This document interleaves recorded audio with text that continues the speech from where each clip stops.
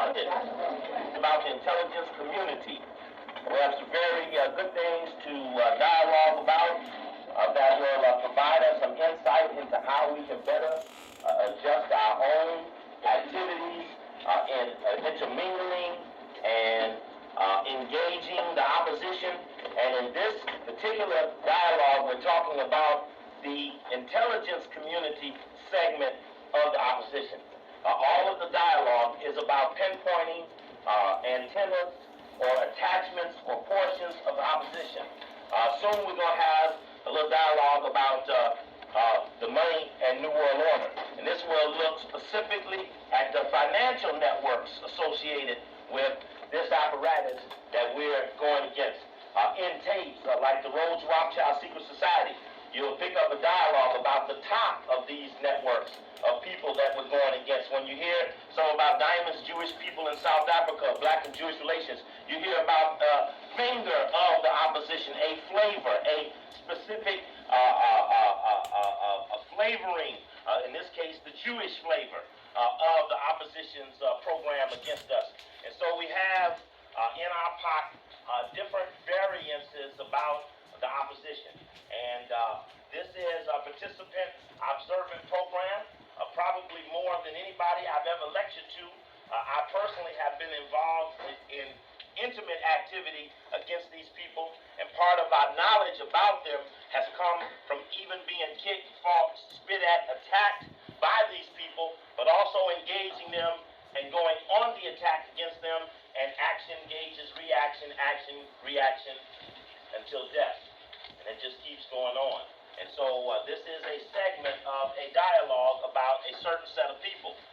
When we talk about intelligence community, there is the on-the-surface knowledge. Part of what I found about the need, and I have a whole set of lectures I did about counterintelligence. That's about working against what you know, working the movement, the activity of what you went. It'd be like someone came and saying, we went to Good Life tonight and there were 4 people listening to COKELY. Well, somebody look at the chair and say, well, it was maybe 20 people, it wasn't 4 people, etc. This is counterintelligence. When we talk about the network analysis of the opposition, how they analyze networks, we're going to look at even how they measure up a room. And we're going to get some real intimate dialogue about how they look at us as we start to privy through some information that we're getting up in the study sessions of the opposition. We're considering our responsibility to penetrate them.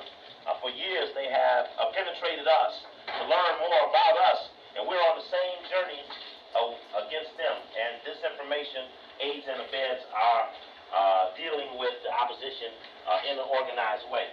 There's always things that happen during the week, and I don't know how much you would have saw about, how much you see about the news and the other things that are going on around, but I saw a story yesterday with a white-haired reporter. I don't know what station he is here in L.A., but it was a story about gang clothing. Very dangerous story. It said that baggy clothes is a sign of a gang clothing. And then they showed crisscross. And they said that if it's loud, wild colors, parents, they're probably not in the gang. But if they're deep, solid colors or checkered colors, then your child is giving you a signal you have yet to understand. Now that was a heavy move. What was heavy about the move was it stigmatized a segment of youth that are buying a layer of clothes that is all of them.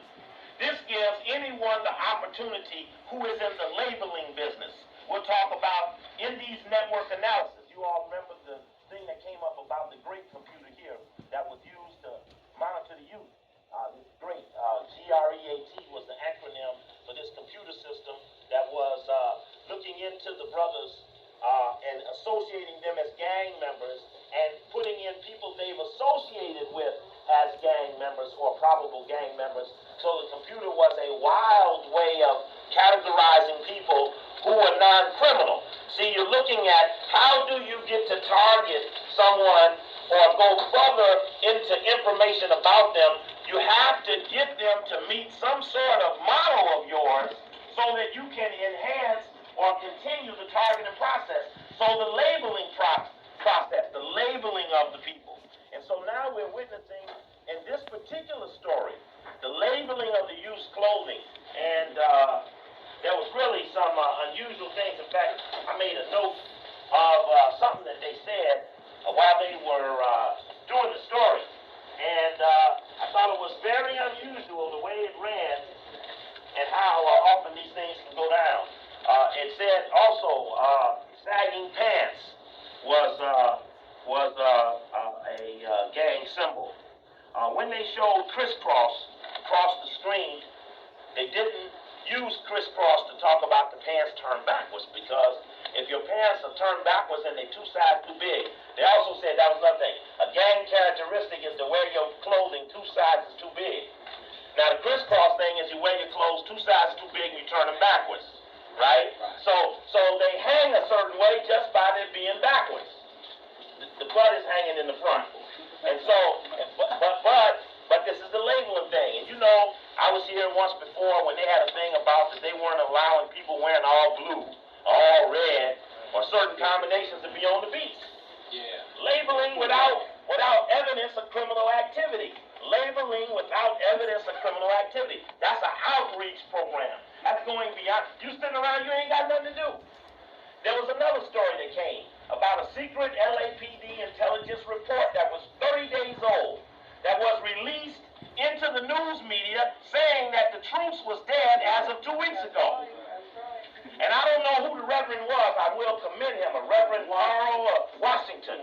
He did an effective job of calling it organized propaganda by the LAPD to keep their jobs at a time when a new superintendent could expunge their sections out of existence. He can just write them out of the budget and move them into traffic control. He can just wipe them right now. So they're justifying the activity. And it was a heavy move to drop this so-called intelligence report. Of course, who is the source?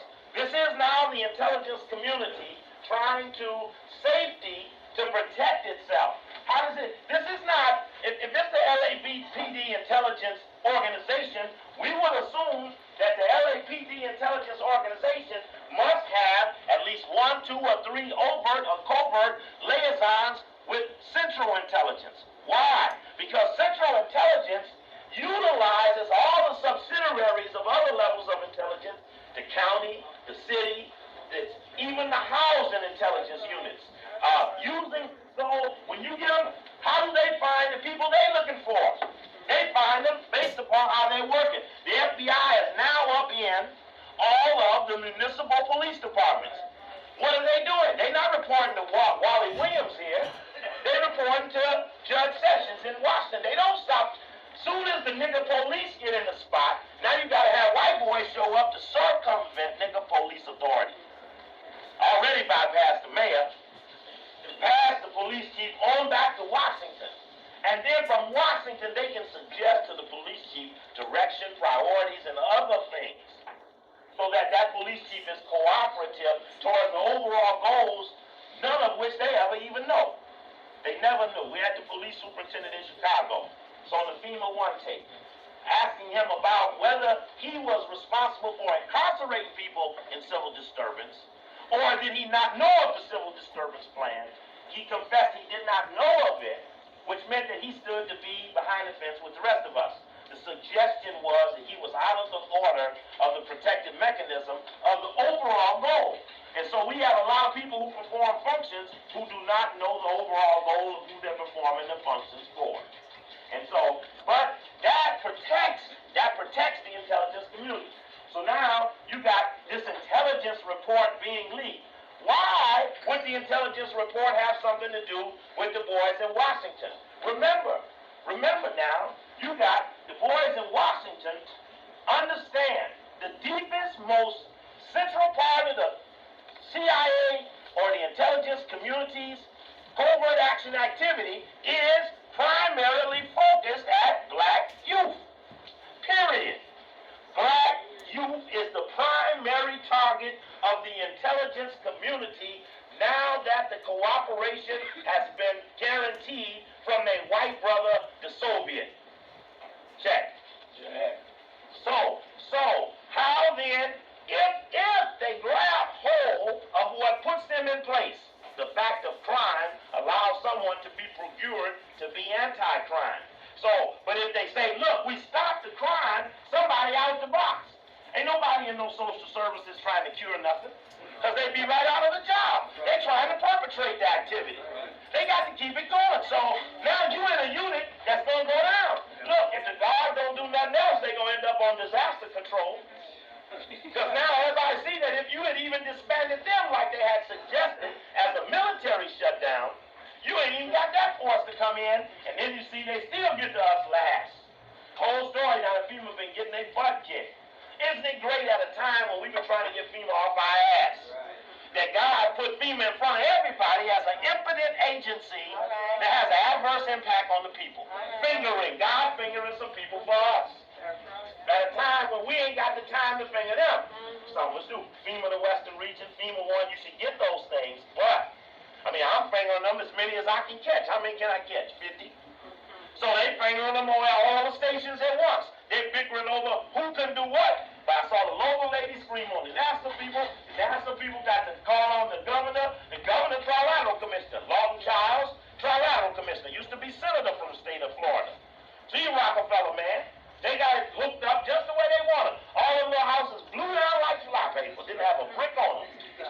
Selling them all that high-priced stuff. They had one brick in it. Just gone. Right? So now people sitting up, they mad. But isn't it great God walking, there's something around making everybody mad? Look at here, Ira Werner. He go to any list to hang the 4 boys. Any list. But the other white boy said, look, ma, we ain't going to be able to sell. You fuck around and do what you're doing. Get that shit straightened out right now. And see, he showed who he was, but he also showed that he ain't the boss. So he had to go back and redo it, and now it's with a black judge in Compton. I'm proud of the black lawyer, judge, because he'll be a lawyer soon. But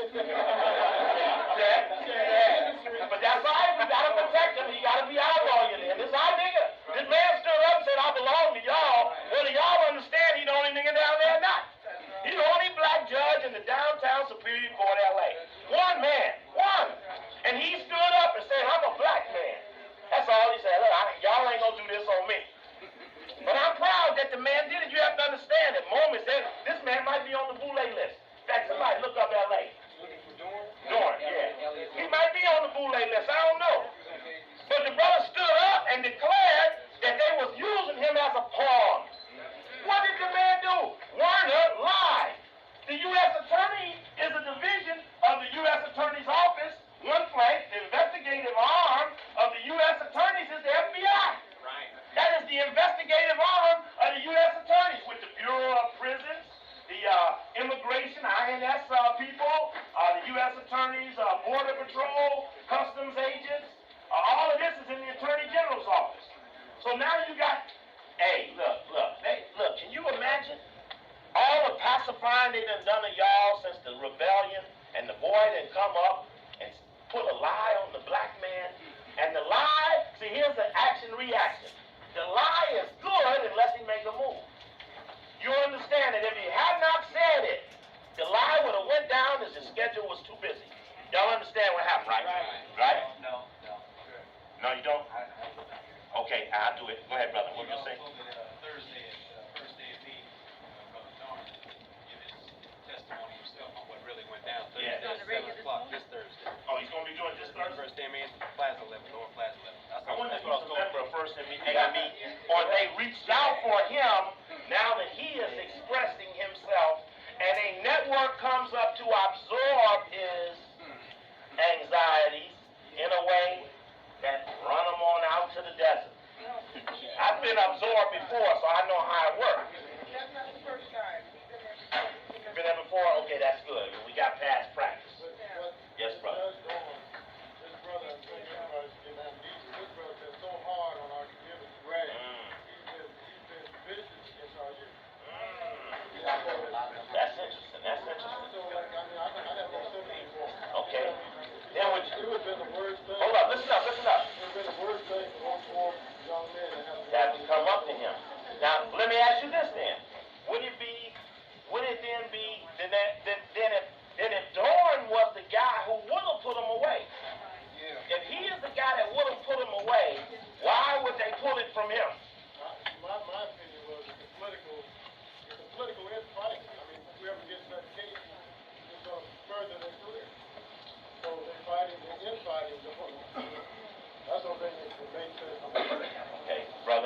Yeah, Steve, the only thing I want to say, like Compton radio station been supporting him too. They had him on Now, you said the Compton radio station. KJLA. Okay. 102.3. Okay. They've been supporting him too, because I called in Friday when they was talking about him, and I just mentioned the reality that we have never picked judges no way to try us.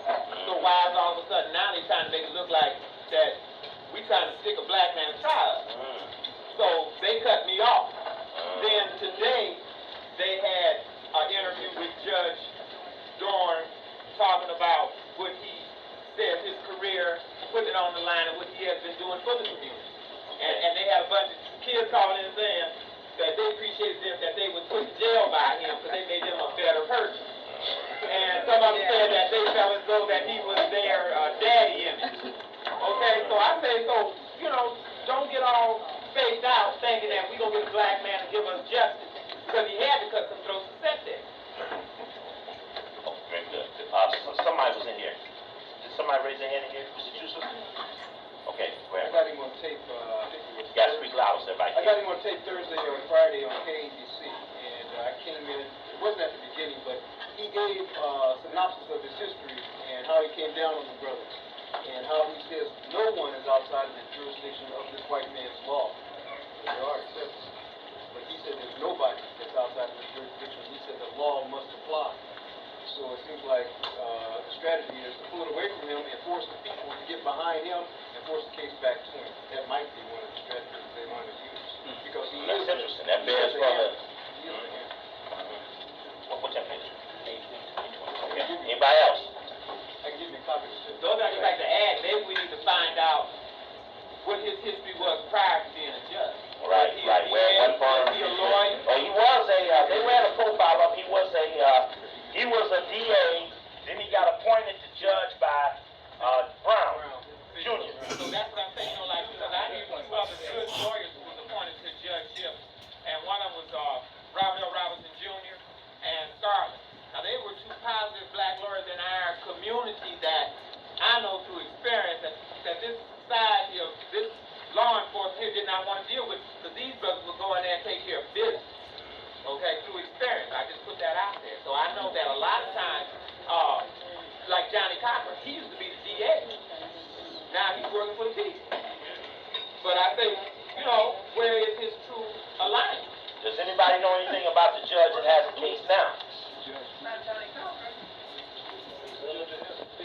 I don't know the judge's name. I have a question. Yes. Was it established that these guys that they hold were really the ones who were doing it or not? We never know if Gates just grabbed 4 blacks because, you know, 4 blacks was always 4 blacks or 1 black was, you know, and 1 black was the rest of the black community as long as something went wrong. Right? I never know if they had any establishment that it was them or if they just grabbed 4 blacks. Right. Well, I always thought self-defense was a good one because that big old truck running around. Okay. Yes. What about what happened? Well, he's from San Diego, so he's asking exactly what had happened. All that had happened was the case went to a black judge. Each attorney has the right to expunge one judge without cause. The U.S. attorney expunged the brother without cause. They put a white man up. The brothers then expunged the white man. It then came up to a Republican, white, right-wing Ronald Reagan judge, and they thought he looked too bad. And then I don't know how, I didn't read the story of how then it ended up that who took it to Compton and made the next black judge get it. I don't know how it got over to that spot. A guy named Gillen got on Ira Reiner and said that you have too much control of your procedures, your own procedure, because where do you get the authority to appoint a judge? So Ira Reiner came back and said, well, the courtroom or the courthouse that is in the district of the vicinity where the incident took place is Compton. So then they say, well, you have to pick the judge has to be picked in the Compton Superior Courthouse. So that's how I got to Compton. Okay. I can give you a copy of it. Okay. Yeah, I missed the next part when it transferred over. Pardon me? I would say it was in L.A.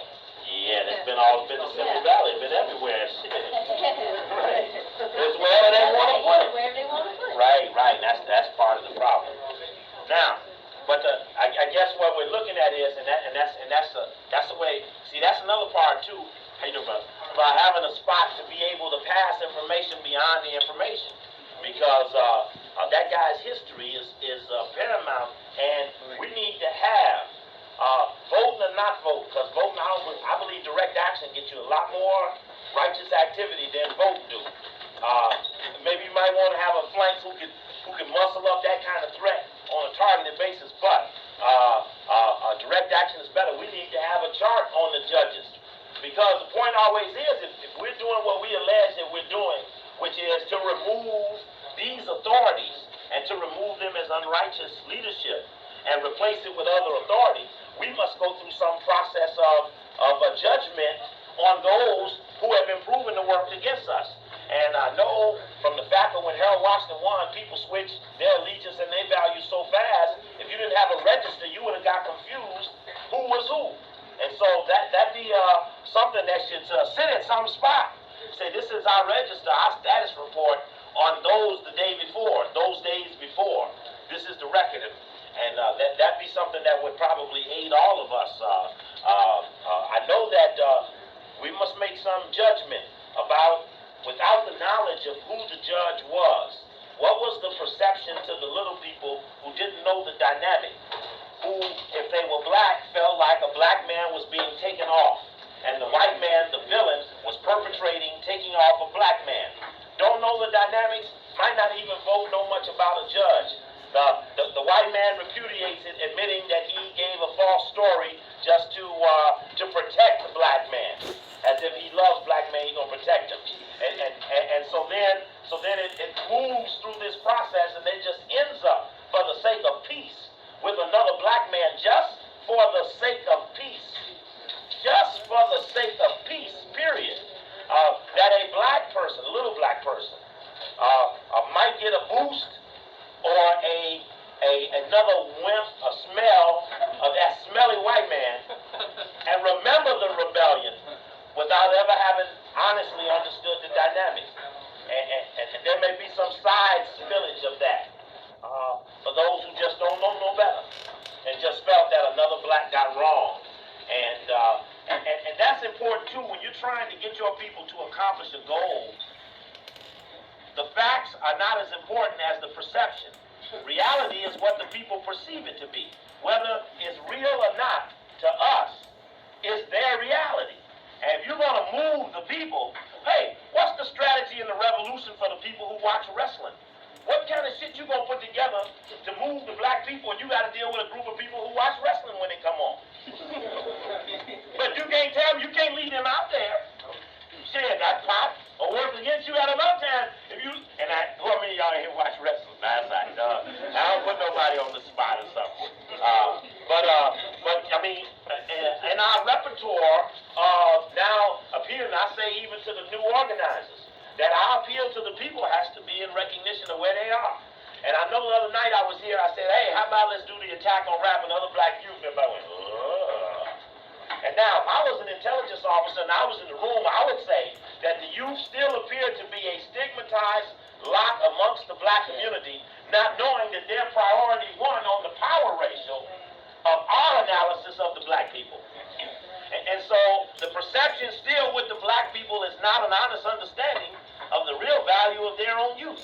And that the only thing that protects us from them making direct confrontation with us is the possibility of flanks of youths breaking away and doing battle in any sort of way that can counter the predictability of the adults. Check. So we be up on that we have to get better signals when it comes to them. And so even still, what was the intelligence community's thinking? They listening to Cop Killer. Look at Cop Killer comes out. Where was the police unit that came out first against the song? What city? What city? It was Houston. George Bush's Houston. Houston, a group of police in Houston come up and speak out against the record. Now, that company, the same company did JFK movie.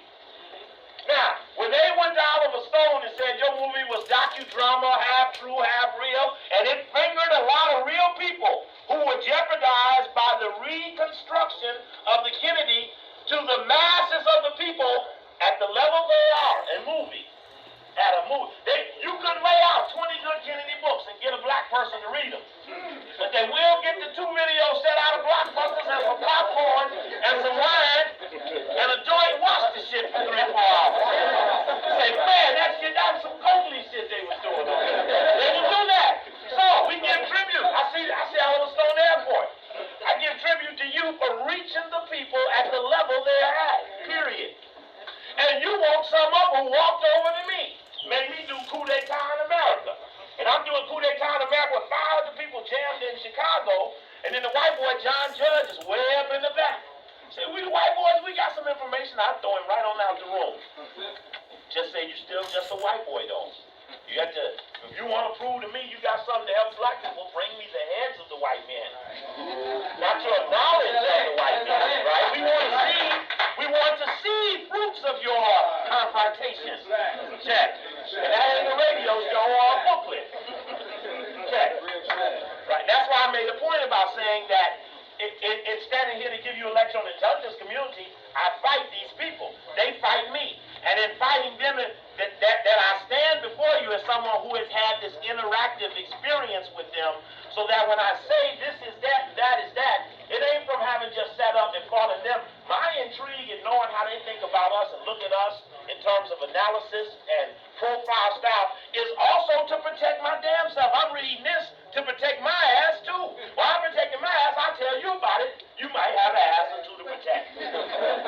But that we take this personal. This is a personal thing going on. Not just me personally, but us as a group against another lot or a group. And this is a personal thing. We're fighting to the death. You might not believe it. You may be living between the cracks, but we are fighting to the death. Period. That is the only thing that will make this shit stop. The death. One or the other. And they are clear. They are on theirs. They're on theirs. And it's period. Ain't nothing else going on with them. Ain't nothing else happening.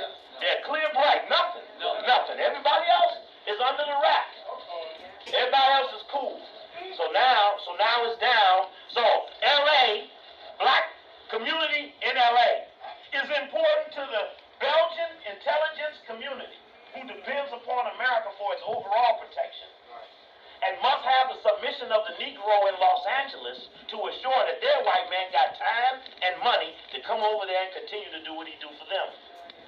And when he have to redivert money to you, that's money he couldn't get a Russian. He put $21 billion on the Russian on the table because he couldn't do it in front of you. When you hurt, now he got to give some in Miami, and the lady in Miami say, "What about them people in LA you didn't finish giving it to?" And so he's on jump. He can't. Just when he thought he had it all covered, other stuff keeps popping up. But the only dilemma, the paramount dilemma, is the black man and the black woman, period. And now that the jobs are moving places, they're moving. They've opened up the border quick before the election over and got that thing done before the election over, and the corporations are moving because they ain't waiting because the next crew could overturn it. They gone on and they say no longer will a white or black educated American or African in America or Hispanic or Latino in America, whatever they want to call it, whatever anybody wants to be called. The point of it is, no longer will an educated lot of people be able to stop the machines. It's about the machine boys having a docile population that could at best be repressed, if necessary, to force work when that won't be tried anymore here. Look at all of it. They just let all these GM workers off the other day. I saw them walking out the plant, right? Surrender. All over their face was CIA patting their backs, having cocktails in Langley, Virginia. Look, 6,000 more men off work without disruption. We did it. They hugging each other. Because in the plant 8 months ago, 9 months ago, 12 months ago, in the plant, they were setting them up for a layoff. All up in the workforce, they were getting rid of the stronger personalities before the bad news came, so they couldn't stir up the others. They weaned them down, and at worst, they go out and beat a Japanese car.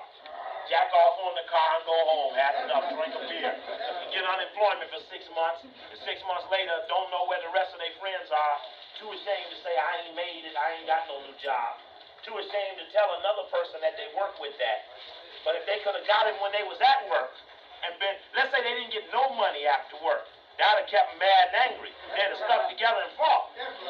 But you let them off with that detox insurance. Detox insurance cool everything, don't it?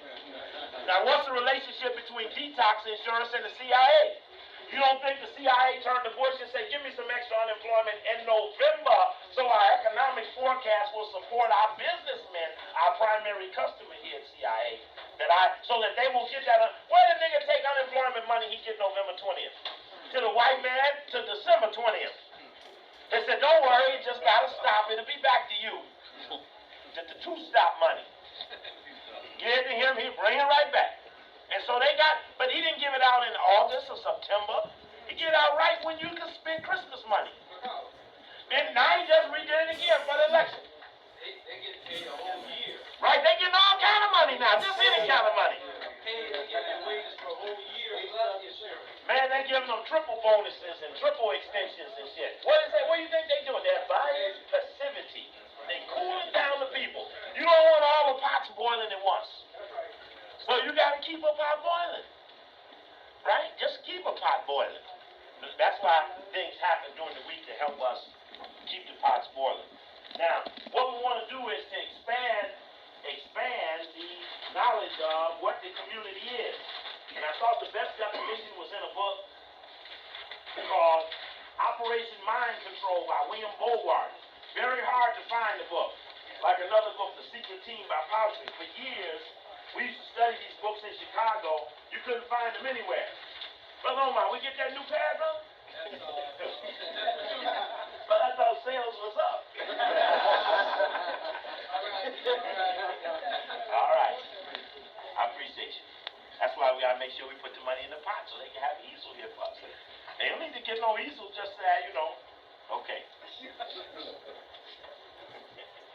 Says, although the Central Intelligence Agency has long been a convenient symbol for all those who have committed atrocities in the name of national security, the secret bureaucracy, the cryptocracy, does not consist solely of the CIA. It is a vast network of alliances between individuals in a number of government agencies normally thought to be outside the intelligence field. Since the cryptocracy violates every constitutional principle as a matter of course and commits every crime known to man in the interest of national security, it cannot entirely rely on the patriotism of its agents to keep it secret. Therefore, no single individual is told more than he has a need to know. The cryptocracy is a brotherhood, reminiscent of an ancient secret society with rites of initiation and indoctrination programs to develop in its loyal membership the special relationship and understanding of its mysteries. It has secret codes and oaths of silence which reinforce the sense of elitism necessary for the maintenance of its strict loyalty. It is automated, organized in the mode of a computer, where all have access to general knowledge, and most obvious aims and goals, but where the individual is isolated by tribal ritual and compartmentalization. It's a technocratic organization without ideology, loyal only to an unspoken, expedient, and undefined patriotism. Its members are anonymous. Its funds are secret. Its operational history is secret. Even its goals are secret. It is degenerative disease of the body politic which has grown rapidly, spreading so invisibly that after nearly 4 decades of existence, it is known only to a handful of, quote, decision makers. The cryptocracy functions like a machine. It also has the feelings of a machine, none at all. But unlike a machine, it does have ambition. To it, human beings are so much cheap hardware who perform certain functions which produce certain predetermined results. They are valued relative to cost and efficiency. The cryptocracy is the perfect cybernetic organism, pure logic at the planning level, nothing but automatic response in the field. Meaning that crew in the field don't do nothing but carry it out and do not think. There's no thought out in the field, just like they do them soldiers. I was talking to a brother about a Marine. Sister, would you like a chair? There's some chairs here that we can even pass to the back. Brother, sister, there's even some on the side. Only if you want. Okay, no problem. And they're there just executing. And the guy in the Marine said from the first day, they were always taught to withstand pain and to do it what you're told, and how you're measured on doing exactly what you're told, and how fast you do it without thinking. And even times they said, run into the wall. And they want to run to that wall without hesitation. Don't even, why am I running into the wall? No, run into the wall. Remember the movie Jacob's Ladder about the use of chemicals to build up the aggression of the soldiers because in the Vietnam War they lacked the psychological desire to beat the Vietnamese, so they used mild levels of aggressive behavior modification drugs into their food system fed by the Army. Who's getting fed by the Army now? Down in the whole state of Florida. Check, they get acting all wacky and shit down there. Hair start falling out and that other stuff, y'all be on it. So we be up on that. Says, if a prospective agent cannot be recruited by an appeal of patriotism, if not patriotism, he's bribed. If he cannot be bribed, he's blackmailed, or white mail as we know it. White male. I'm sorry, Osaku. If all these fail, he is killed.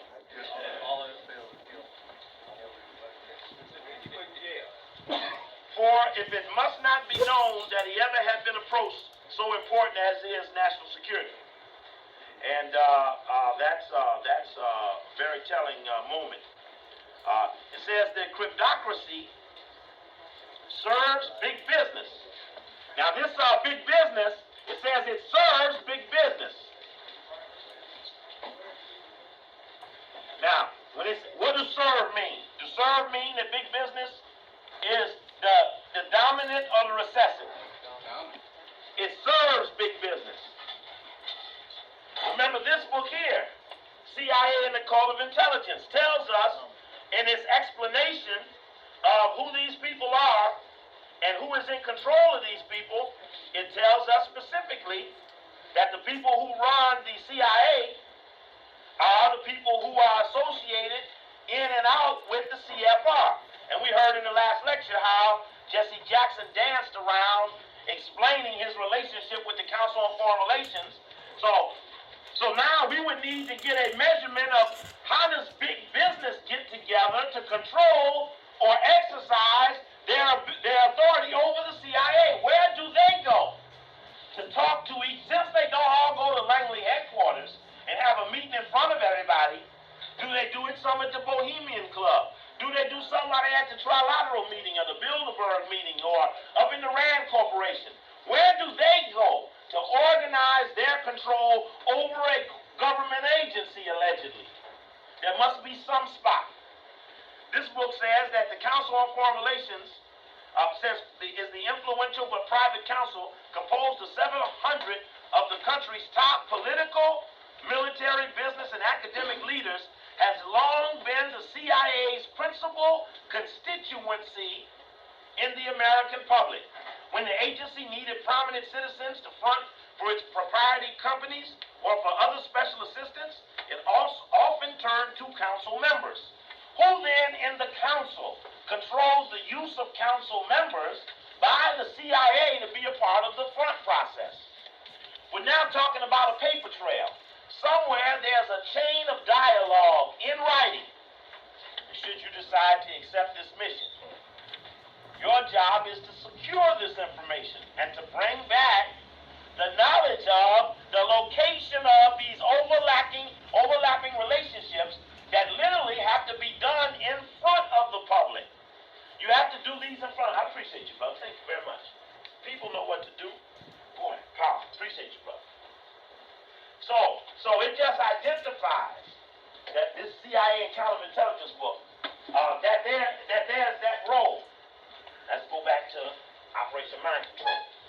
About the cryptocracy serves big business and spends a good deal of time and energy supplying American corporations with industrial intelligence. These favors, offered only to those companies friendly to the cryptocracy, may be repaid by such things as political contributions to candidates who are either sympathetic to or compromised by the cryptocracy. In the past, the cryptocracy has supported both foreign and domestic politicians with such campaign contributions. The Old Boy network of retired cryptocrats working within major corporations play an important role in the cryptocracy's international influence. Secret funds are shunted not only from one agency of government to another, but also from agency to corporation, and then under cover of the corporation's legal business activities throughout the world wherever expediency dictates. Through its authorized functions, the cryptocracy controls the U.S. government. It controls the government. Now, that's why, remember when we talked to Jesse on the radio, he talked about, well, that you talking about ain't got nothing to do with health care, daycare, student loans, student tuition at Howard. But in fact, those were governmental things. And we talking about the group that controls government, but he does the symptom analysis and not the perpetrator analysis or the stakeholders analysis. It says the Old Boy network of retired cryptocrats working within major corporations play an important role in the cryptocracy's international influence. Secret funds shunted not only from one agency of government to another, but also from agency to corporation, and then under cover of the corporation's legal business activities throughout the world wherever expediency dictates. Through its authorized functions, the cryptocracy controls the United States government. It feeds the executive branch intelligence reports, which are often slanted and sometimes falsified, so that the policy decisions which result will be those that fit the cryptocracy's game plan. Computerized and automated, the cryptocracy has systematically manipulated the American consciousness by justifying its existence by citing an exaggerated danger from communism. It has justified its own totalitarianism by convincing key politicians that fire must be fought with fire. But the U.S. cryptocracy is the ultimate hypocrisy, subversive to its own government and democratic structure. Just goes on to say that it controls the American people through a campaign of carefully planned misinformation, disinformation, and propaganda. The cryptocracy's existence depends upon such manipulation of public belief. Since it cannot openly argue its cause, it relies upon persuasion and indoctrination to accomplish its goals and win support of it for its ends. The existence of the cryptocracy also depends upon absolute secrecy. Without it, they are nowhere. Thus, the cryptocracy's attempt to control information is at the source of controlling the human mind. To control the information is at the source of controlling the human mind. That book was about mind control. So it goes off into the analysis of the use of MK Ultra, MK Delta, and mind control techniques as an extension of the intelligence community to get them to, in fact, accomplish the goals that were necessary. Now, the intelligence community has a lot of overlapping internal activity. Now, we're talking about government and below. We now come to get a better understanding that big business is never confronted in America by the African community as a strategy without job desire. Big business in America is never attacked by the African community without a job dialogue. Africans wanting to eliminate white supremacy, turn the tape over now.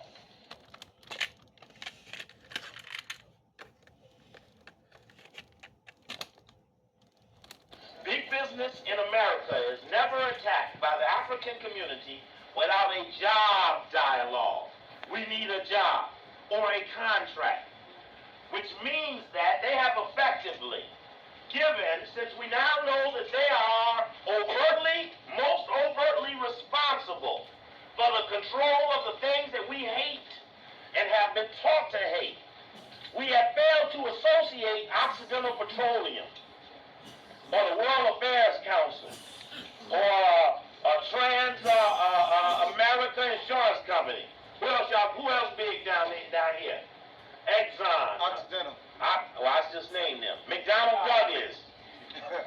Rand, TI little satellite balls all up over there. AAA, the car people, well, they got a lot of intelligence. Oh, but That's a lot of information on that car also made it information. mandatory for you to have a driver's license, otherwise you go to jail. Who made it mandatory to have a driver's license? That's where that law came from. It's mandatory to have a driver's license. If you're caught on the street behind a wheel of a car, otherwise you go to jail, 12,500 days. Oh. Prior to the insurance companies getting into the lobbying activity, Uh-huh. you wouldn't go to jail. They just give you a ticket. Oh, okay. Well, that's part of what he's alluding to is something that's happening all over the country, when states are authorizing the incarceration for traffic violations. And what he's talking about is an escalation. Someone has a goal to get more people stigmatized by the system. And so that process is escalated by the fingering of more people, the widening of the fingering process. Yes, sister. I don't know the name of this here word, but what has happened, they have picked up the Old Testament laws and have bringing them back into existence, and I know the law that he's talking about, the law was already there. And they said that, the statement that they made, they said all that is not Catholic, they made LA a sanctuary over 3 years ago, and these are the laws that they include in our community now. Interesting. It was happening all over. I suggest to you all the tape called District in Trouble, because we just opened the floor to the audience after a presentation from myself, and we all talked about abridgments of freedom that were going on everywhere all of us could think about it. And there's some astonishing things that came out in the meeting from the audience. The audience is as knowledgeable as anyone who presents to them. And the goal of us would always be to how to best harness the knowledge, to utilize all of our ability of understanding and advancing. When we left off the lecture last, we were talking a little bit about John Hinckley. I'm now trying to draw attention to a process. I highly recommend, and everybody doesn't have this type of diligence. There's a tape up here called Coup d'etat, JFK, Dr. King, and Other Dirty Domestic Affairs. The second tape is about the CIA and CFR and assassination. And the third tape is about the Martin King assassination and the challenge to investigate. This dialogue, this is a $40 set of tapes. These are 3 different lectures. This dialogue about assassination has a spot. I wish I had a magnet, because I could show you how I am talking to you in a way that we're trying to systematically lay the premise, the legal prima facie, as they would say, that these are the people who are the villains, and we are proving this.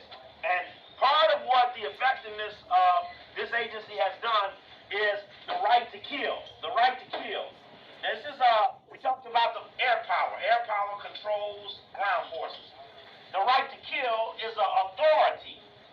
That this authority aids and abets the ability of the agency. They feel comfortable saying, yeah, you can check us on the Kennedy thing now, because we done cleaned it all up by now. We done killed everybody, or ruined everybody, and well, y'all can have Garrison back. He too old to cause us any trouble. So, we now come to this authority to kill. Is a very powerful thing. But, let's just say you happen to be standing around when somebody killed. Let's just say you happen to be alive when the pearly gates open up. And you got to make a decision whether you're going to step forward or not. Or, what happened if all the white people just chemically died through some reverse extermination program that was attracted to melanin and somehow got chemically altered and got attracted to Caucasians? Or whatever they are, cave dwellers.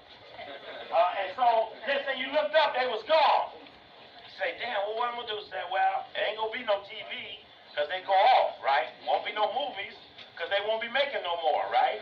I mean, so now you got to go back to scratch. So, oh yeah, it's real. That's a bill we got to think about the day after. We talked about, we were using this as an analogy of talking about the right to kill. And we started talking about Hinckley, and I was amazed, I tell you at the end of the lecture last week, that how many times Hinckley had been caught with weaponry and could have been put in jail, instead had his guns taken back and sent him on an airplane to go and get another chance. And how Hinckley stalked Carter in September, October, and November, before or during the time of the potential October surprise. And I made a point of saying that what saved Carter's life was the fact that they had enough knowledge of what he was doing and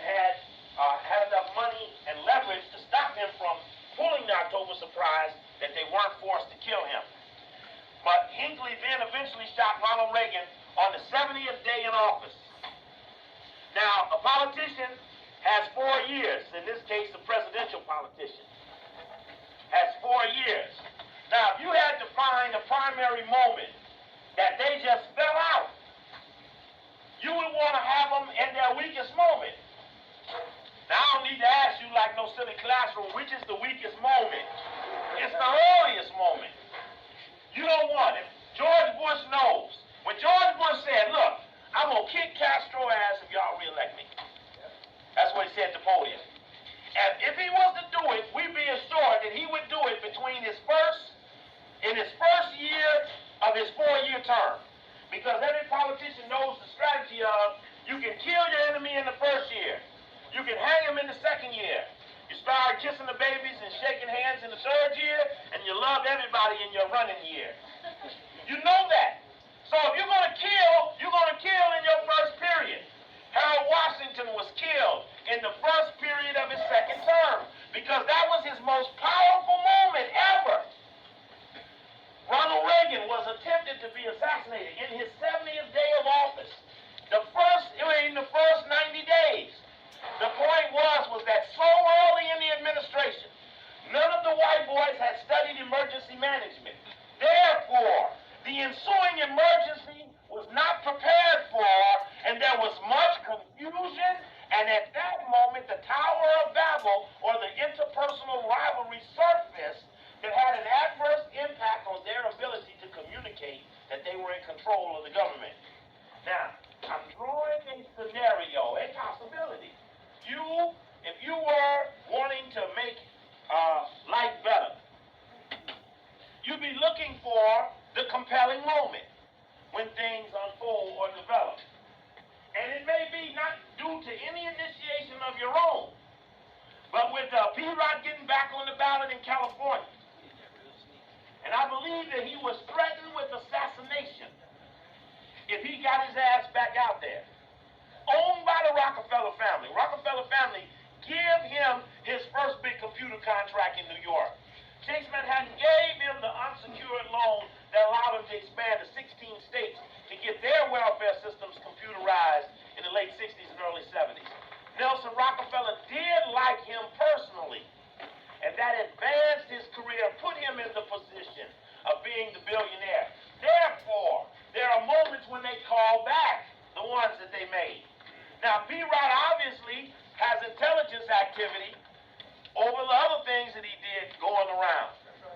So we know that he was used by them for reasons, and that when they say killing's gonna start, you got to go back and check your ammunition before you say, okay, let's go at it. Now, I think what the white boy doing right now, if you want some COKELY intelligence, I think this white boy going to submerge himself in the paramilitary subculture of white America in each state and finding him some white boys who will shoot if they have to.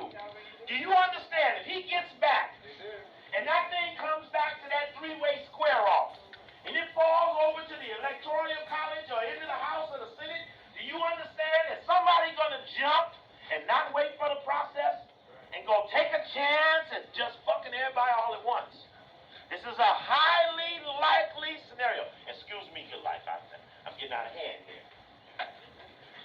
It's a highly likely scenario that his interjection back into the race, he got California slickly, just dropped his back in. He had to write the letter to say he was in to stay on the ballot. And he did it. And then the other states that are requiring a letter from him, he is writing it. Now, he done said some baffling stuff. In fact, he knows that the white man is a pathological liar. So the white men are not astonished by anything he's saying or doing because they say what they have read. They ain't sitting up reading no paper trying to figure out what's truth. They in the mix. They know every truth is a lie. So every lie is the truth. So they got to now factor him in whether they want to or not. Now Bush might be more willing to have Clinton be the man than to have P-Rod be the man. By who control who? Who control you after Big Daddy get through with you? Who else you owe? Who did Reagan owe? You owe his little conservative ministers and all that. So they busted them all down. Busted Swigert, Baker, kicked all of them off the set, and Farwell don't play around like he used to. Beat him out the set.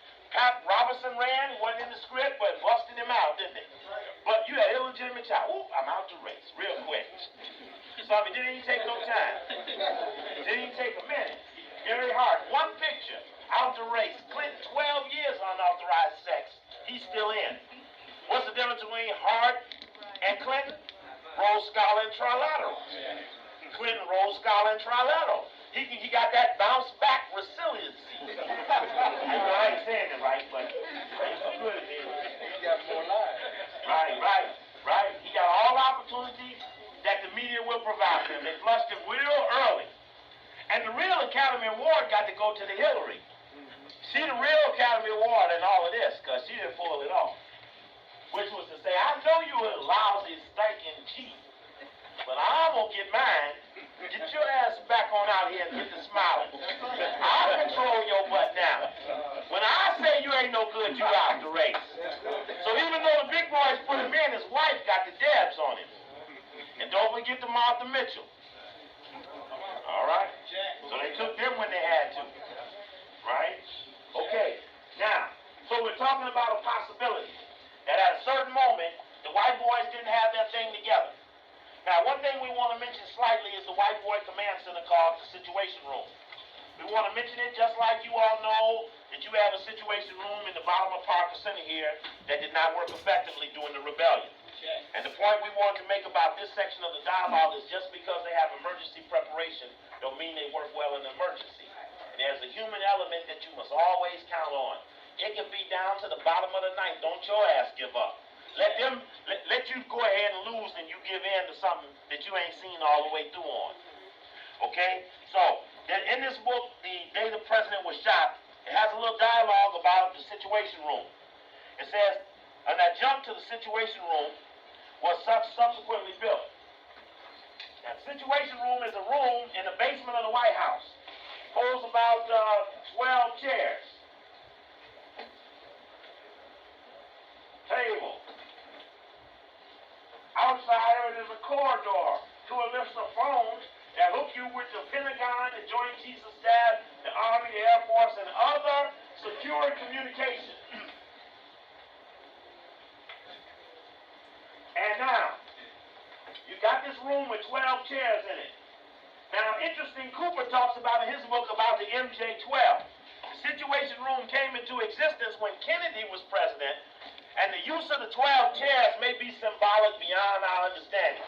The 13th chair being belonging to the president if he happens to be in the Situation Room as well. So there was also a discussion in his old books about the MJ-12. So we know in the room having the 12 chairs. The only way, now remember, the only way the down room works if you got up-front support. In other words, say, hey, what's happening out there on Normandy and Slauson? Well, I don't know, boss. I'm too scared to take my ass out there. So he can't run the corner of Normandy and Slauson, hypothetically, if he ain't got nobody out there on the street willing to be his person in danger. In other words, and we were talking about the day Bush came into the church. When Bush went to that church, that black church over there, how Bush had the huge trucks out there. Anybody see him when Bush came? Right after the rebellion, they had these huge trucks out there. Those were the FEMA emergency management trucks, where he could run the country from those trucks, which are large double cargo trim, huge tractor-trailer trucks. And so they had those trucks out here on the street in L.A. following him around. But the only point being is that he must have someone in the mix to make his thing work. Now, what happens if you can control the street? You must then force someone. Now, in this case, they used the air. They supplanted their ability to get ground intelligence with air intelligence. Now, we could have neutralized them. But without pre-preparation, it was no one's responsibility, and there was only sporadic attack at the aerial surveillance. You see, again, and we said it during the Malathion spring, if a copter went down due to the lack of the people's support of being gassed, then the other pilots would not want to fly. It's terrorism. It's the terrorism that they practice on us. You pick someone. Don't nobody want to be Martin King. Don't nobody want to be Malcolm X. So everybody like, well, brother, you know, really, man, I don't get out there. I don't want them to know I'm out here. You on Earth? Okay. So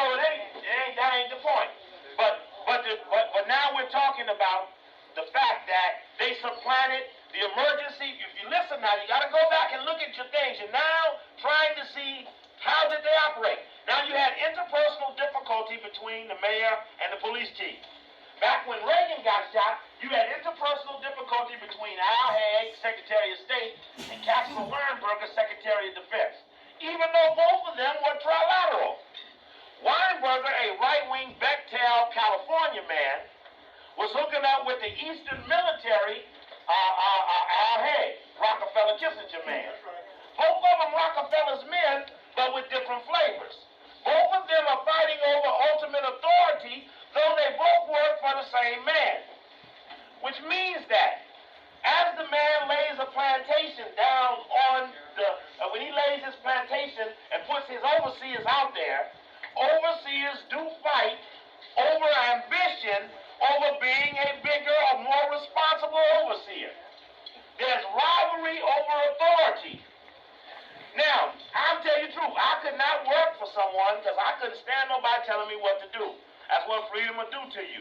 You can't, I couldn't imagine someone telling me when to show up, when to leave, when, I just couldn't, I mean, outside of Janie and Phil, I don't take no more stuff than that. I got to leave at 10 or something, I don't think, that's deep as it gets. Right, but I'm just saying, you know, that I couldn't take it. But to be in one of these structures, you have to have a zero ego. There's a thing we're going to get into, network analysis, and they call the person in the center the ego. And they work the analysis from the ego. And that's ego, not eagle. Ego, E-G-O. And they play upon that, the knowledge of that. And so, but at the same time, they have it. And so now you have this, they have it. So Weinberg and Haig are arguing over who is in control. You got one group of guys at the hospital.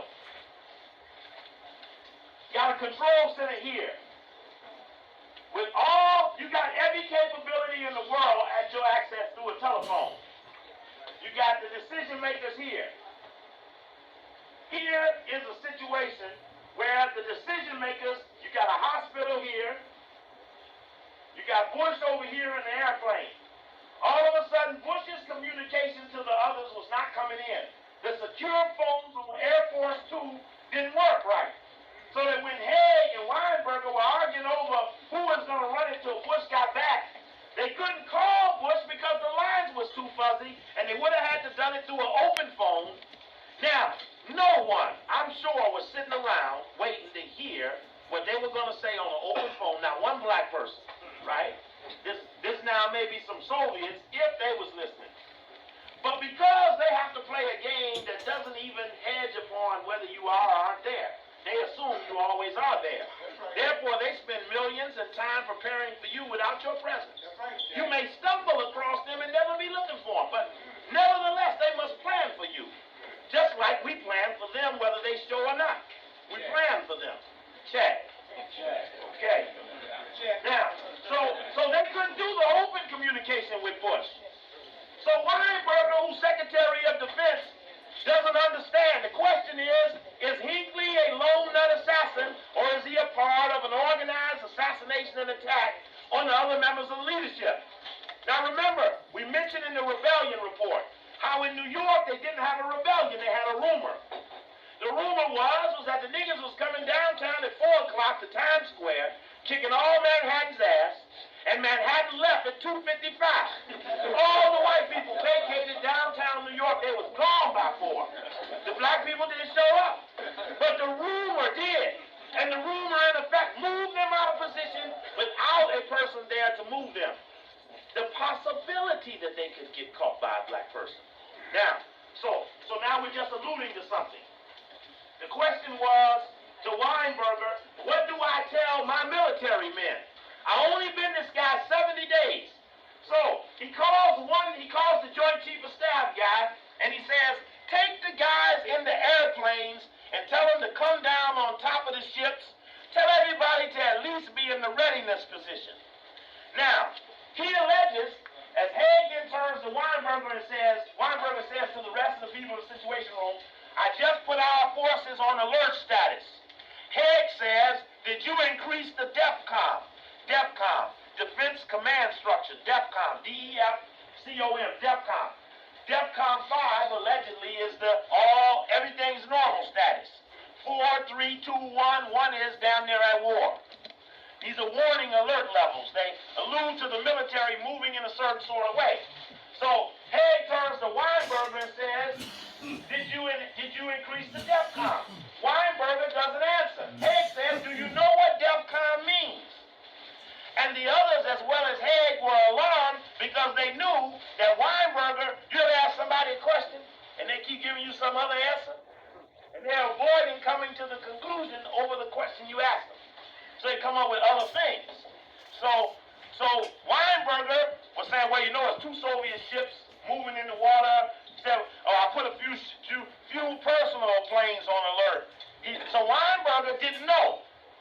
So he stalled him long enough to walk out the room and call the Joint Chiefs of Staff guy back and say, what did I just do when I told you to put us on alert?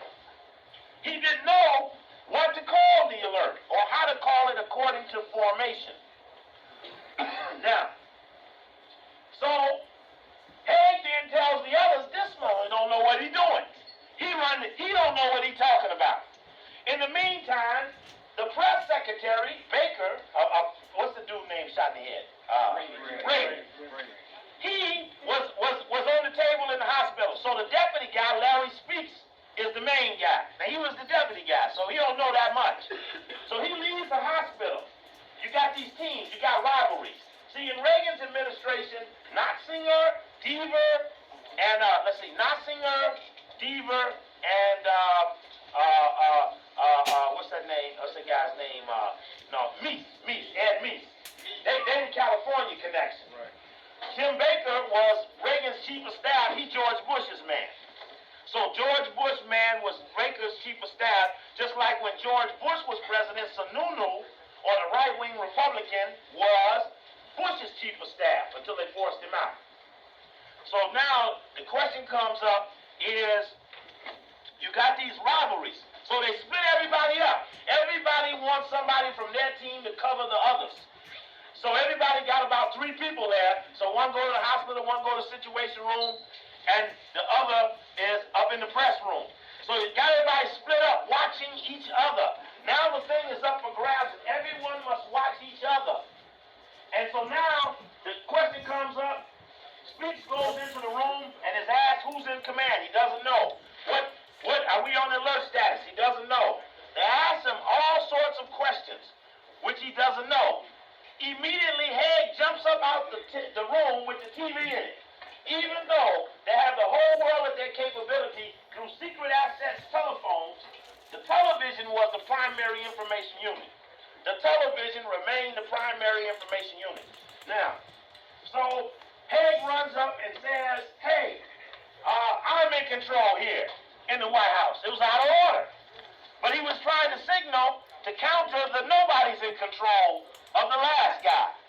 He gives the last guy a note while he's standing on the podium, says, come to the situation room immediately. As soon as he walks out the podium out one door, Haig, the guy who sent him the note, comes in the other door. Suck butt. He went off the podium, meaning whoever's standing on the mound is calling the shot.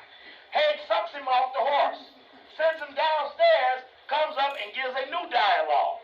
When Haig puts himself in control, Weinberger, the guy downstairs, who just came out of his 10-minute talk with his old man to find out he didn't increase the DEFCON, now he know what it is, comes back in and says, you shouldn't have done it. And they argue in the room. Baker and Meese had the white boy out front. Somebody check him. White boy out front. He's going to peep in. He just looked in twice. And as I was talking, he feel like I talked to him, but anybody. Somebody keep an eye on him. So Baker thought he was in control at the hospital. The question becomes, when the president is under, who then is in control? Is it the vice president? Now remember we said that 7 days before Reagan was shot, on the 63rd day of the White House administration, Bush was put in charge of emergency management 7 days before Reagan was shot by Hinckley, which puts him in the position to be a man of authority, in case the man was hurt as he was 7 days later. Now,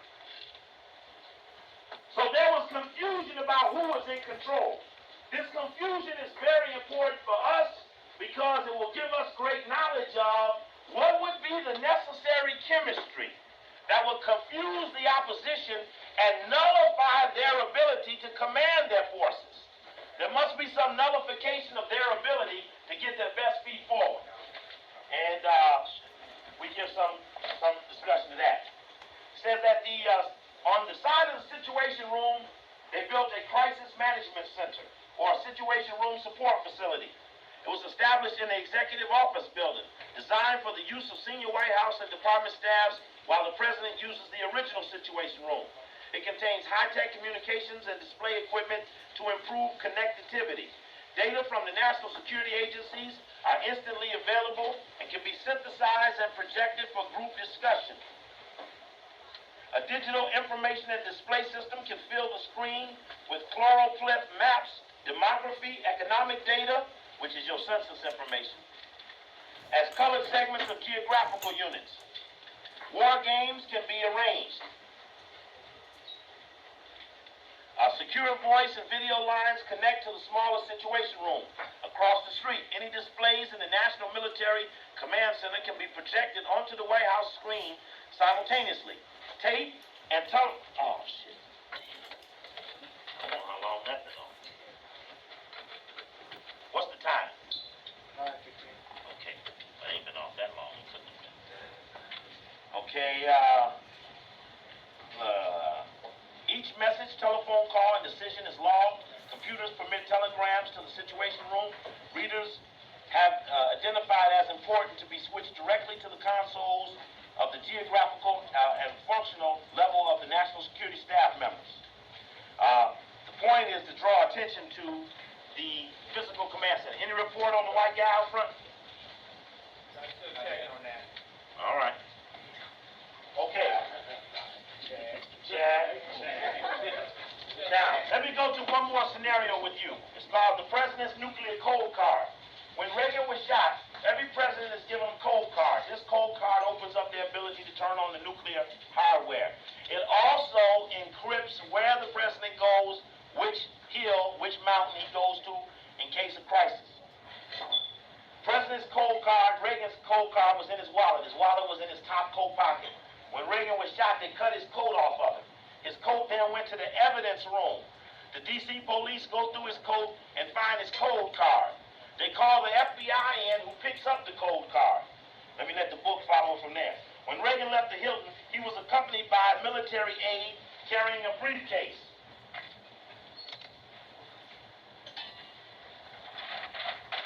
Stick man with a briefcase. Okay? And it says that one is always on duty. There are 3 aides, 3 different men, one from each service branch. One is always on duty. The aide rides along with the president's physician in the control car. Remember last time we talked about what was in the various cars? In the control car. What's up, brother? Right. The aide rides along with the president's physician in the control car, third in line in the motorcade. He is responsible for the football or black box or black bag, a briefcase containing the codes and targeting information the president will require in order to authorize a nuclear attack. His job is to remain close to the president at all times in case of a nuclear or military emergency arises. Now, the highest possible emergency would have been at the moment Reagan was shot. But when Reagan was shot, he got pushed into a car, and the guy with the black bag got left on the street. As they took off to take him to the hospital, his ability to be able to pull the levers was left behind. In fact, there's a picture in here where you see the military guy on the ground holding the briefcase in his hand, and you see Reagan going into the car. But once they take off and leave him out there, now you got a separation of a capability of being able to communicate from the street. A separation of the capability of being able to communicate from the street. It says that when Hinckley fired, the aide, Lieutenant Colonel Jose Moranti, dropped to the ground. He rose immediately after shots and ran for the motorcade and was picked up by the control car. He arrived at the hospital after Reagan staying into the evening. The aide who carries the football know the lock combination and are allegedly never more than a few steps away from the president. Not one president can open the football. Only the warrant officers, the military aides, and the director of the military office have the combination. So you got a civilian guy who can't control it without a military guy's cooperation to open up the box to allow him to trigger the code card which goes in the box. Now, Ollie North had that job. There was a black man, the black man who ran FEMA had that job after Ollie North. What's up? The guy was on the phone at 7:30 or before you started talking, the guy in the blue shirt. Then Kalumba said he wasn't there for a while, then he came back and got on the phone again. Just out here on the phone. Yeah, he's been out there on the phone, now he's pulling out of the lot. So he had a truck in the lot. So when we on the phone, I was listening to his conversation when everybody else was talking to me. As I was listening to him, he was saying that he couldn't make it right now, but try to call me tomorrow. We can talk later. Okay. All right. Okay. Right. Says the football was instituted in response to the development of ICBMs, which reduced the delivery time to minutes. It was designed to enable the president to order a nuclear attack within 30 minutes, no matter where he was located. During the Eisenhower administration, both Eisenhower and Nixon had footballs. You hear that? Eisenhower and Nixon had them. All right, I appreciate you, brother. Tuesday night, and I appreciate your contribution too, brother. Thank you. All right. All right. It says that when Kennedy and Johnson entered the White House, a football was sent to Johnson's office. Johnson returned it, saying that as vice president, he didn't want it. Saying that, I'm going to be president anyway. Vice President Bush apparently had his own version of the football, which was close by the time of the shooting of Reagan. After the Kennedy assassination, the football was a 30-pound metal suitcase with an intricate combination lock, inside were cryptic numbers which would permit the president to set up a hotline to anyone in the world within 4 minutes, secure. A second provided the codes which would launch a nuclear attack. The rest contained pages of a closed text, carefully designed so that any one of Kennedy's 3 military aides could quickly tell him how many million casualties would result from each various target option. In Ford's tenure, it evolved into a very slim and elegant briefcase, a supple black pebble-grain leather with a flap of soft leather fastened by 4 silver snaps. A more recent description listed the contents as a 75-page black book of targeting options. The set of choices presented is reportedly virtually incomprehensible. A book about the size of a black book listing secret presidential evacuation sites, an 8 to 10 page manila folder describing procedures to enact the emergency broadcast system, and a 3 by 5 inch card of authentication codes. It was this football then that Jose Martiretti carried as he dropped to the ground when he heard the shots from Hinckley's gun. If he had been wounded, what would have happened to the football? What would the D.C. police have taken it to evidence to City Hall? What would the FBI have done? Each person with a role in the emergency procedures, including potential presidential successors, receives an authentication card. Each card is numbered. The president is number 1, the vice president number 2, and so on. Other than the identification numbers, the cards are imprinted with identical arrangements of numbers and letters which, when read back, provide an easy way of verifying that the person you are talking to has the card and therefore is on the list of players involved in the decision-making process. While Reagan was in surgery, the FBI took possession of his voice authorization code card. Who was head of the FBI when Reagan became president and stayed FBI director after he became president? Now head of the LA riot analysis, William Webster. So Webster took Reagan's code card.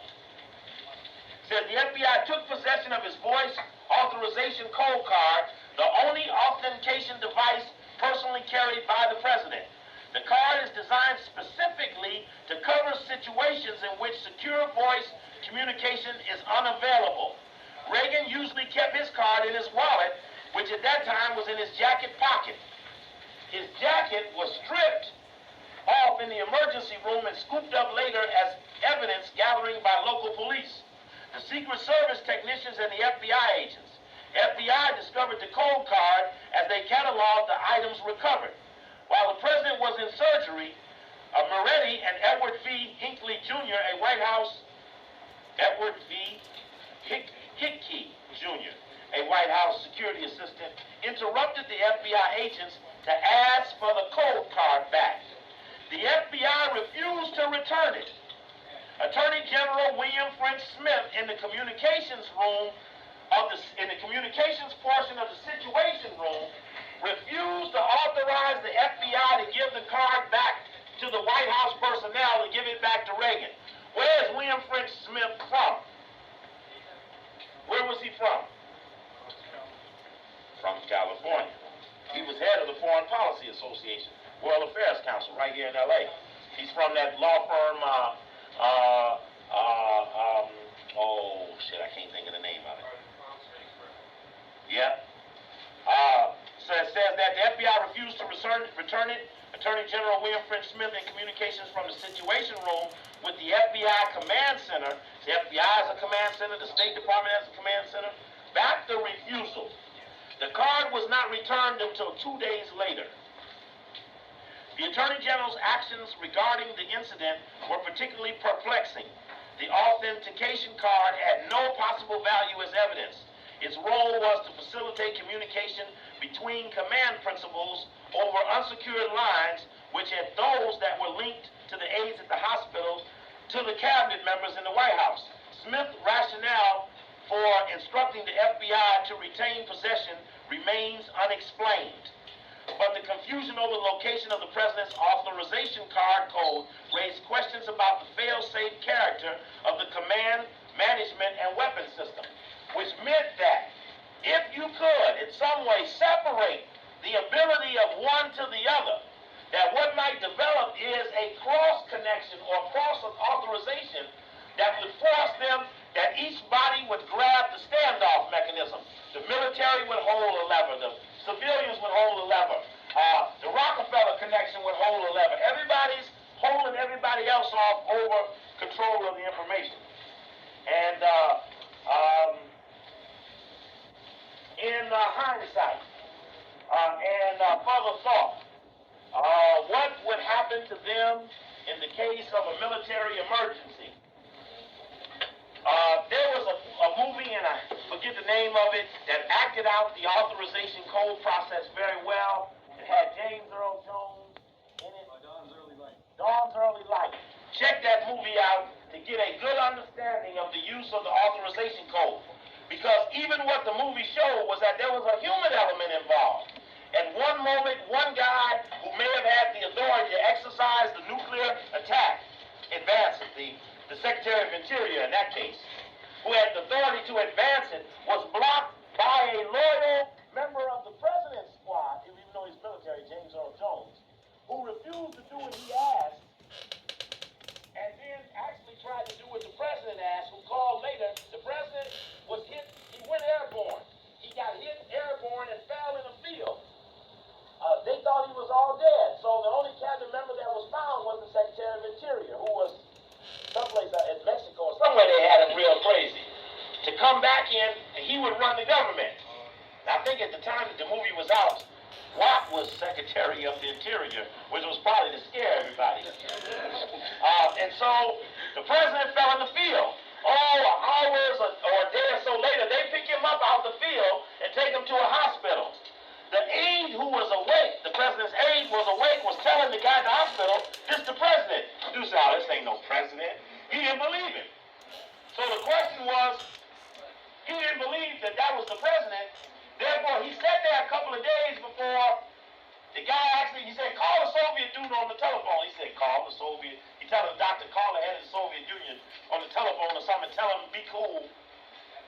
Or something. And then he tries to call back into the command structure, and they won't let him in. Because the other boys wanted this scenario and didn't want to let the fallen guy in who wanted peace. And so eventually it built to an ending that used loss of life or sacrifice as a way of enhancing leadership. And that was strange too. Brother gonna sacrifice his life for a white man, but that's a whole nother story. Now, we give what time we got? 9:30. Okay. I want to do this portion of the lecture dealing with something that's in this book, Criminal Intelligence Analysis, and it's called network analysis. Network analysis is a process of assessing. This is now the intelligence community trying to decide who they're going to mess with. And now they're trying to accumulate who is in authority, who has power, who is in a position to make a difference. Therefore, they do what they call a network analysis. It says it involves a representation of reality based on plotting points for persons, connected by lines to other persons, represented by points, thus depicting a relationship between and among those so connected. Now, it's a lot of jargon, but I'm going to just break it the way it says, the important parts of what they're trying to give. I'm going to show you these diagrams. These diagrams are examples of network analysis. They're just A's, B's, points, numbers, drawn together in a matrix or a organized fashion, drawn together in a matrix to describe various levels of interaction amongst people. Now, and you can see here formulas. D percentage equals 100 plus times NA over 1/2 N times N minus 1. These are equations being used to assess the density and authority of an individual in a network relationship. But the equation for them is formula. We're making a point about that when you actually look at the probability scales and the other equipment used by the intelligence community, there's a moment when it's dialogue and in writing, and there's another moment when it's all a mathematical equation that has no human emotion in it. But that's another team that puts that final context on it, or puts it in a matrix form. It says in going through a network analysis, there's a process of drawing out certain knowledge. Suspected but unconfirmed relationships can be noted as dotted rather than connected lines. At this point, there may be little or no information about the reason for the connection or identification of any roles, such as leader, broker, for particular individuals, even a focal point to a network. This is simply information on the fact of an observed or reported set of relationships among those individuals contained in the network. Africans participating in the elimination of white supremacy, go to tape 2.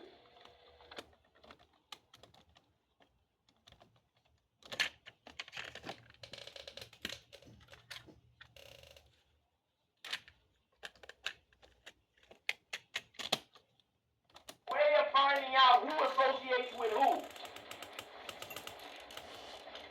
Or in other words, that this person A, has some authority over person C, but only through person B. So they give some measurement as to how much authority the focal point or ego has. They call the center of the network analysis, or the target, the ego. And from ego 1, they work out various formulas of assessing the power of ego 1. Now, it says in charting it that it's just a fact of an observed or reported set of relationships among those people in the network. There are two types of network diagrams, egocentric and non-egocentric. The non-egocentric diagram is a classic network map. Here one can clearly determine who is in direct or first order of contact with who, and who is connected through an intermediary or linking individual. The linking individual. Now, let's just say person B links the ego. Now, let's just say these are organizations and not individuals, and each of them have thousands of members. Now, let's just say this person here, that this person, ego, has a relationship with person B. But person B links up ego with thousands of other people. And the assessment assessment is that the intelligence community gives weight, power, and authority to the analysis of the linking person. The linking person. If you're listening to my tapes, you hear me talk about the gellers. The people who take things the way they are and gel or unify them together.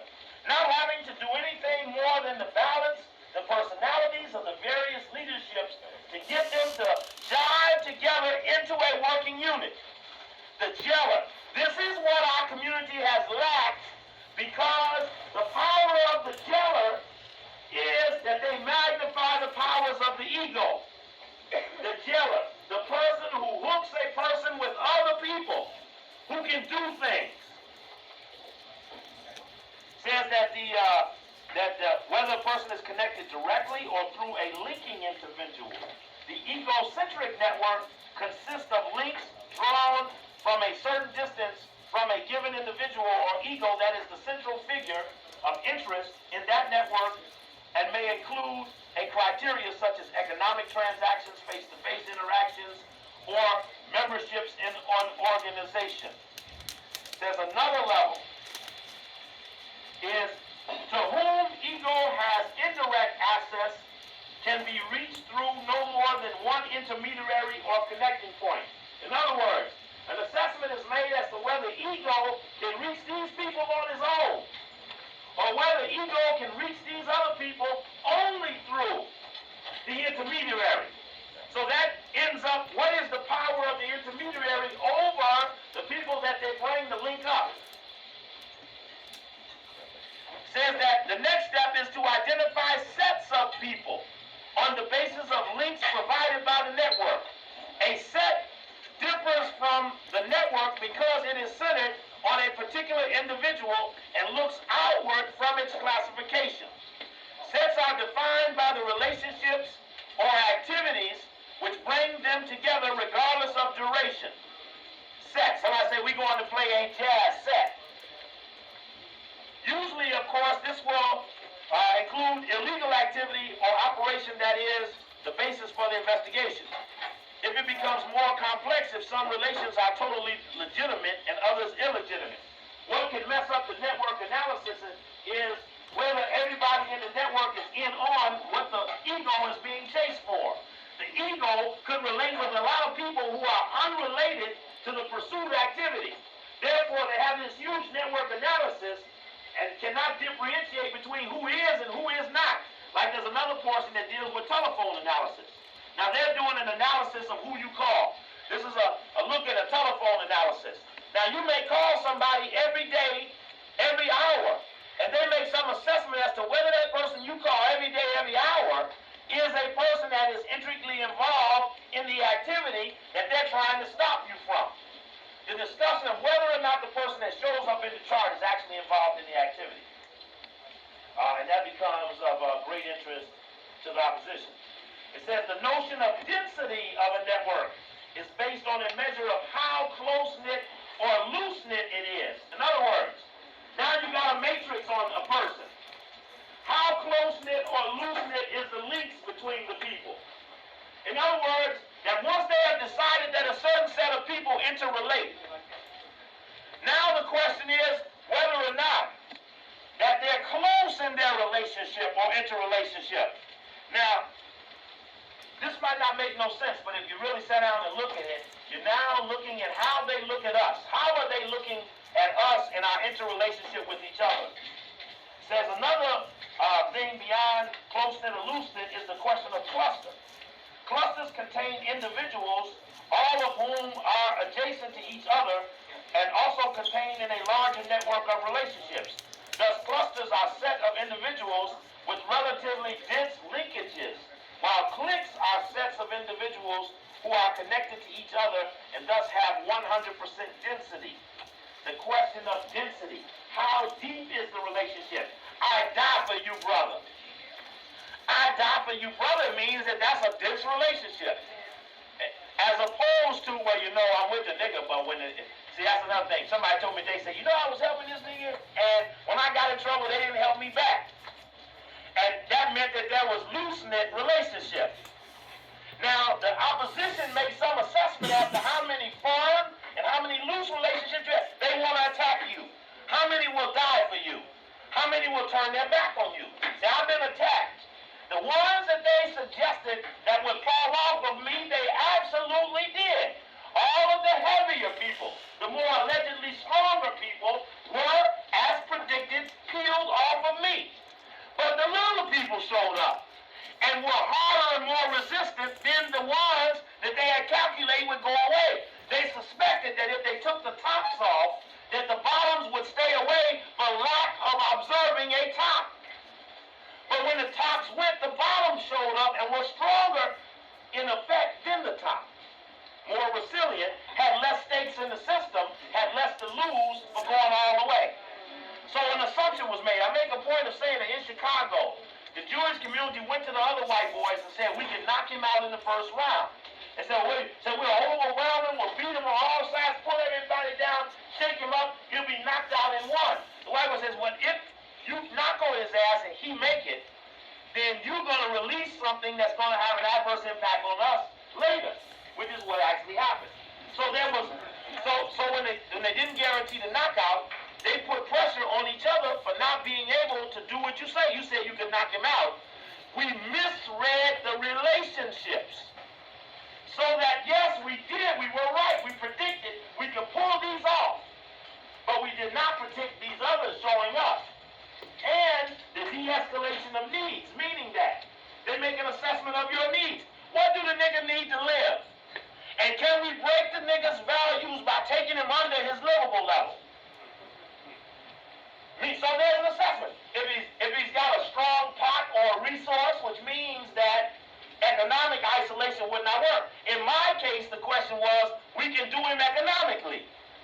Because at that moment, on the paper, the observation was that this could be, listen, I'm going to tell you something. The white man got it so sold up that they say you ain't going to get a job. You will not get a job in that town or no other town where white men live.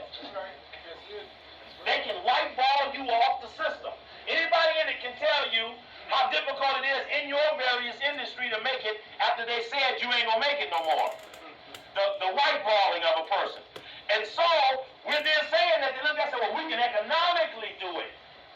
Because the need level is so high, the vulnerability will be great, the fear will set in, and our controlling mechanism can be activated, therefore.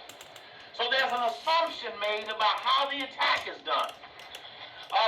In the case here, the question over food after crisis developed.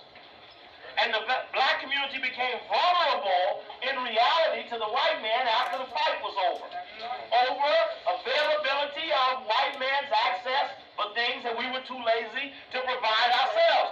Our crisis management tells them that we are vulnerable after a 6-day period. That basically in your house, the peanut butter and jelly might last 6 days. And you know you check to check, store to store, every other day. And so the vulnerability, what happens? Now check them out. The value of ice. The value of ice to protect shit you already bought. And so when my ice box was empty, I don't need no damn ice. I need the food. But just the value of the generator. The generator. What produces the power? And the sun, I just have not amazed the people's inability to use the damn sun. This is a mortal sin that we have not taken better advantage of the sun. Solar power. I'll be proud of the UNIA here who's working on the solar power. This is advanced African move to capture solar power. You can ship power out of Africa in soils that have absorbed the sun and could be then depleted of the energy being shipped here from countries with strong sunlight like Africa. Anyway, that's a whole nother subject. It says that the usefulness of the concept of clusters as a means of identifying who is a critical actor or who is a peripheral member at a particular point in time. Who is a critical actor and who is a peripheral member. Now they're studying a group. Someone done submerged in the group. Now they're trying to tell the person they work for, having submerged, when they're looking at the members, they're trying to tell them who's a hardcore member. So when you see that Kendall, he's a hardcore member. He's hardcore hardcore, you couldn't pry them away from the cause if you wanted to. Where they got Felipe Conteve is in there, and he kind of like hanging out because he think it's cool being with these guys. And actually his values aren't that deep. Or sister's in the group because she like brother. And her hole into the group is her love for the brother. Or brother wants to get sister, and sister goes to the group meeting. So brother goes to the group meeting for sister, not for the cause. Check. So they are looking through, trying to make a decision as to who within the room means what they say, and who in the room is there for third-party reasons. So you may have 200 people in the group and have 5 hardcore. You could have 10 people in the group and have 7 hardcore. Who's the strongest group? The one with the 7 who go. Then the 100, NAACP said they got 2 million members. But if the shit broke out, you couldn't get 2 of them. Meaning that it doesn't materialize. Now, are they fooling the white man when they say they have 2 million members? We're 2 million. Are they fooling the white man?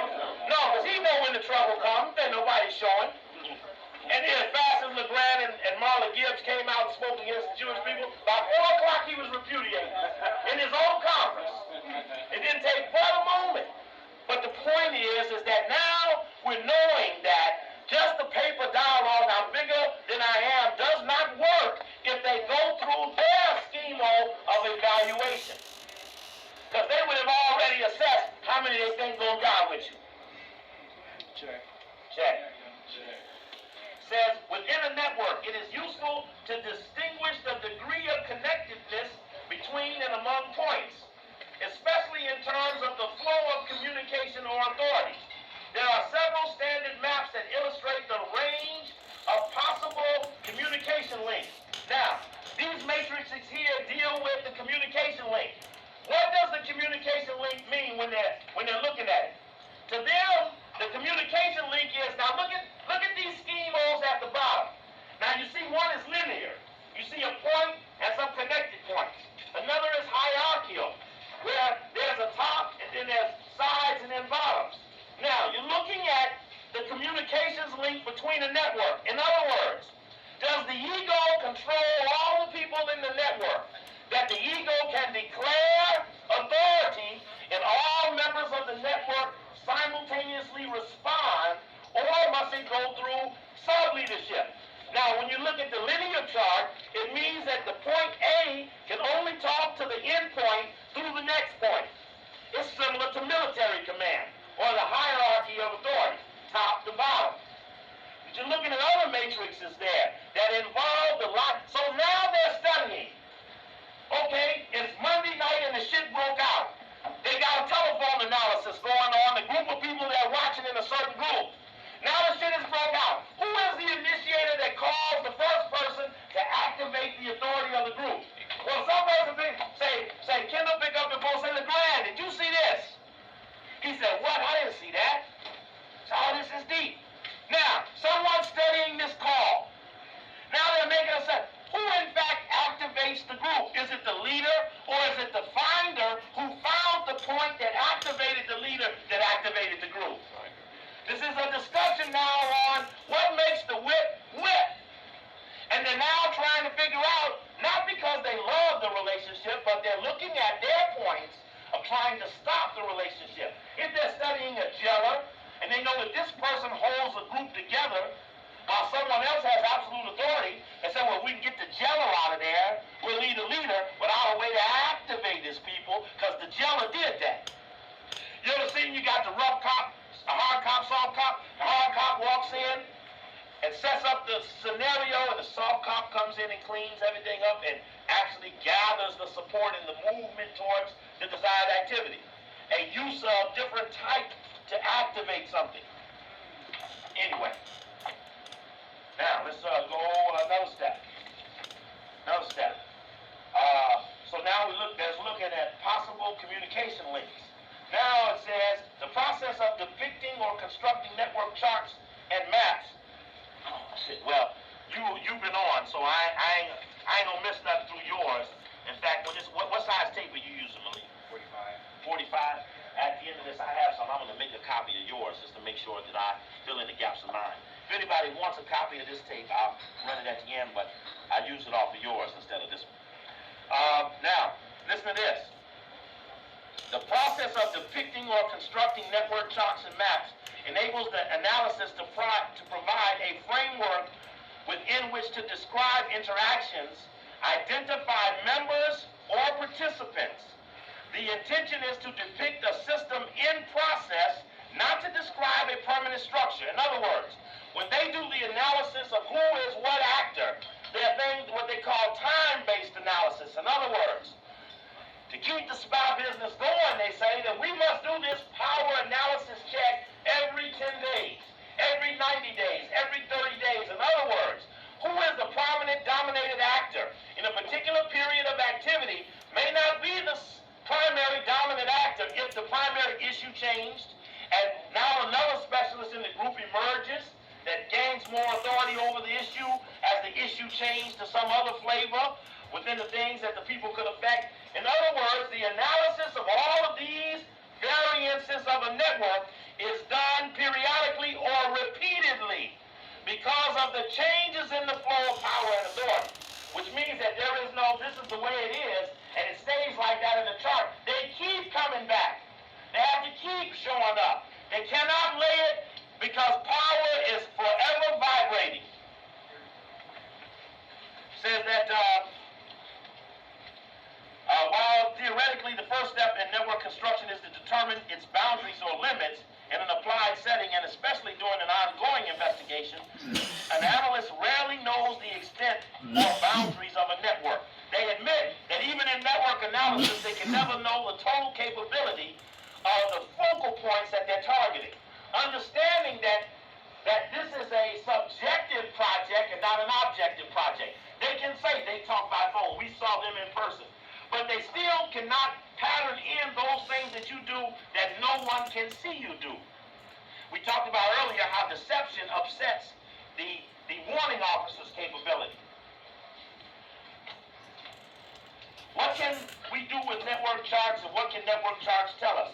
Network construction provides a necessary framework from which to speculate or hypothesize about the function, frequency, and substance of particular known or suspected interrelationships or linkages.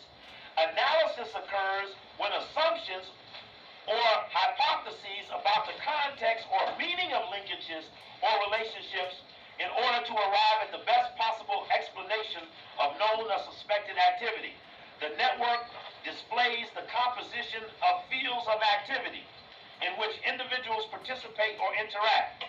Following the permanent or changing composition of networks or fields of activity and relations over time will provide important information on the changing character and process of group membership, cohesion, and disruption in organizations.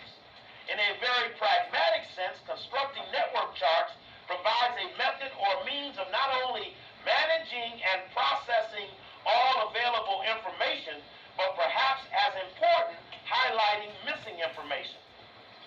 In other words, they're saying that the network analysis in a continual basis will provide them with information on the changing character and process of group membership, cohesion, togetherness, and disruption. So they're studying what makes it tight and what makes it unplugged.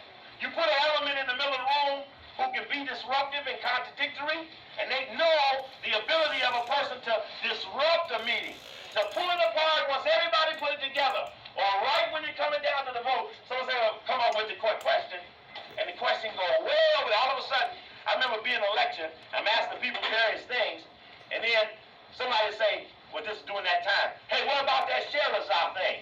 And all of a sudden, the crowd would start getting an uproar, and they would start arguing with each other. I'm still standing on the stage, right? Like over the topic being brought up. It became, in that moment, a certain moment, a disruptive way to pull people apart by interjecting a black discussion of situations that need to be dealt with one way or another. But the white man knew for certain moments that could be potentially disruptive to him, for him. Now, says here, the notion of network centrality of the core of a system of linkages or transactions is useful in determining the focal points, power, and influence. Now they're talking about pinpointing somebody. We're looking at a network trying to find out who the main man or main woman is. So they're now telling what is the advantage of pinpointing. It says it gives useful in determining focal points of power and influence. Here, ego's position in the center of radiation points or paths suggests increased power as a result of his or her ability to assess, if not also control, large numbers of paths or points. In other words, now they're looking at the person in the center that they did the network analysis on. For example, say this is Malcolm X. Malcolm X is very powerful within this structure of the Nation of Islam and his authority over to access to certain things. But we also know that his power is so strong that he has impact over other people's paths. In other words, here's a focal point over here who has a whole level of charge in their life. But here come another focal point who at 1 minute can take that focal point and all that comes with them.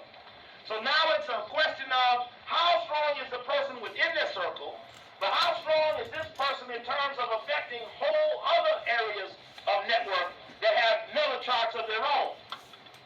Make sense? Yeah. Okay.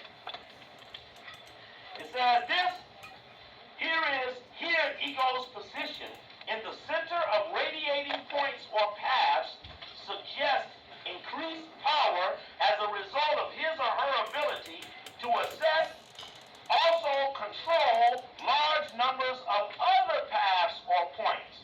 In addition, strategic locations at intersections of paths are suggestive of important functions such as mediator, broker, or coalition builder.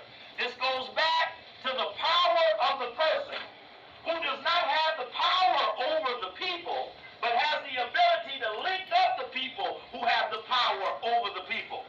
Now, who comes first, the chicken or the egg? It becomes a question. Who is the most important person in a dynamic of power? Is it the person who can galvanize and activate the power, or is it the person who exercises the power? Now this is a who comes first. You know, who do you have first, the organizer or the leader? Who's first, the organizer or the leader?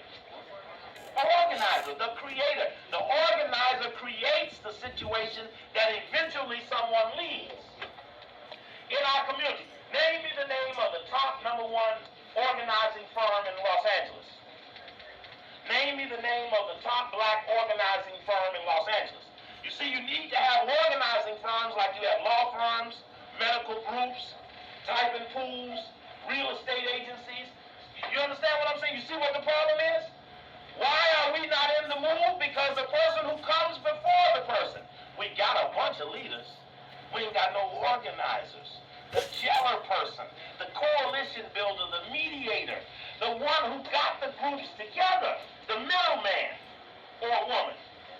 Now, this might not make much sense on the surface. I suggest that if you're not thinking about planning a way to make things better, the operational dialogue won't meet your needs because you're not considering yourself an operator.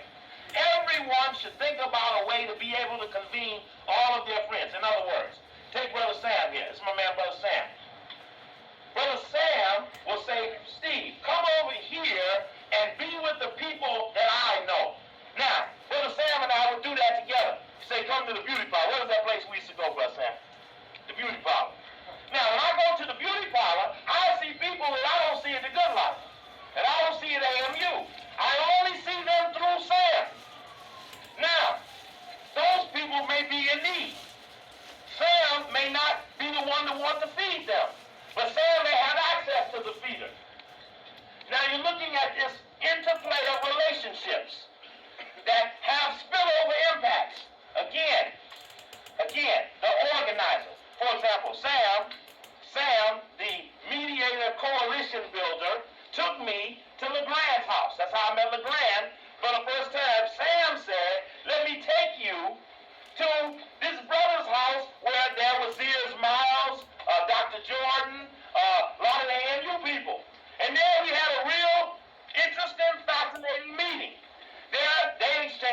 exchanged information, tapes and so forth.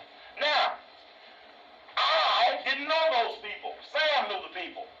Sam was the middleman that brought me in access to a network. Now, eventually, that relationship spilled over into AMU, bringing me to Los Angeles in the month of March at the Compton College, which in the one night, I made enough money to protect my ass and keep me out of anybody's control. In the one night.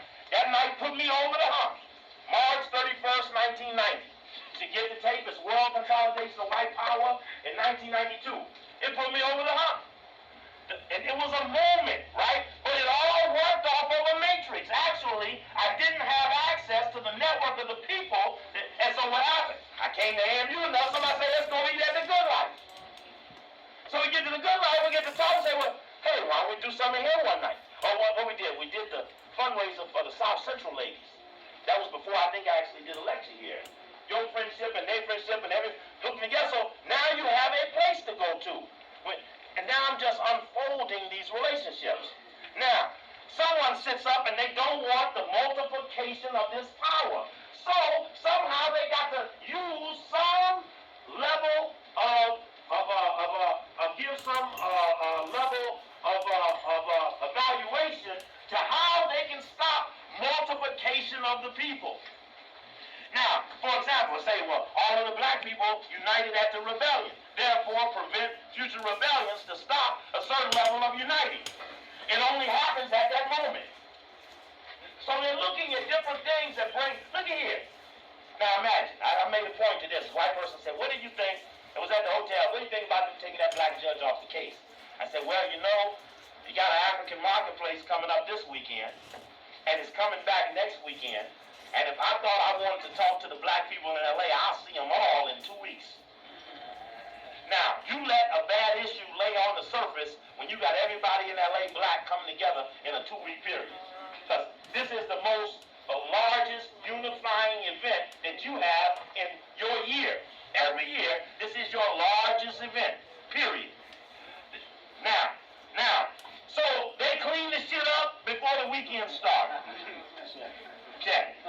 Because they understand that you're coming to, they're looking at the network and saying twice a year, potentially at Dorsey High School, there's enough of them that if they left there in a rage, they will whip us. Therefore, during that high priority coagulation period, when did they put the trial for the 4 officers? February.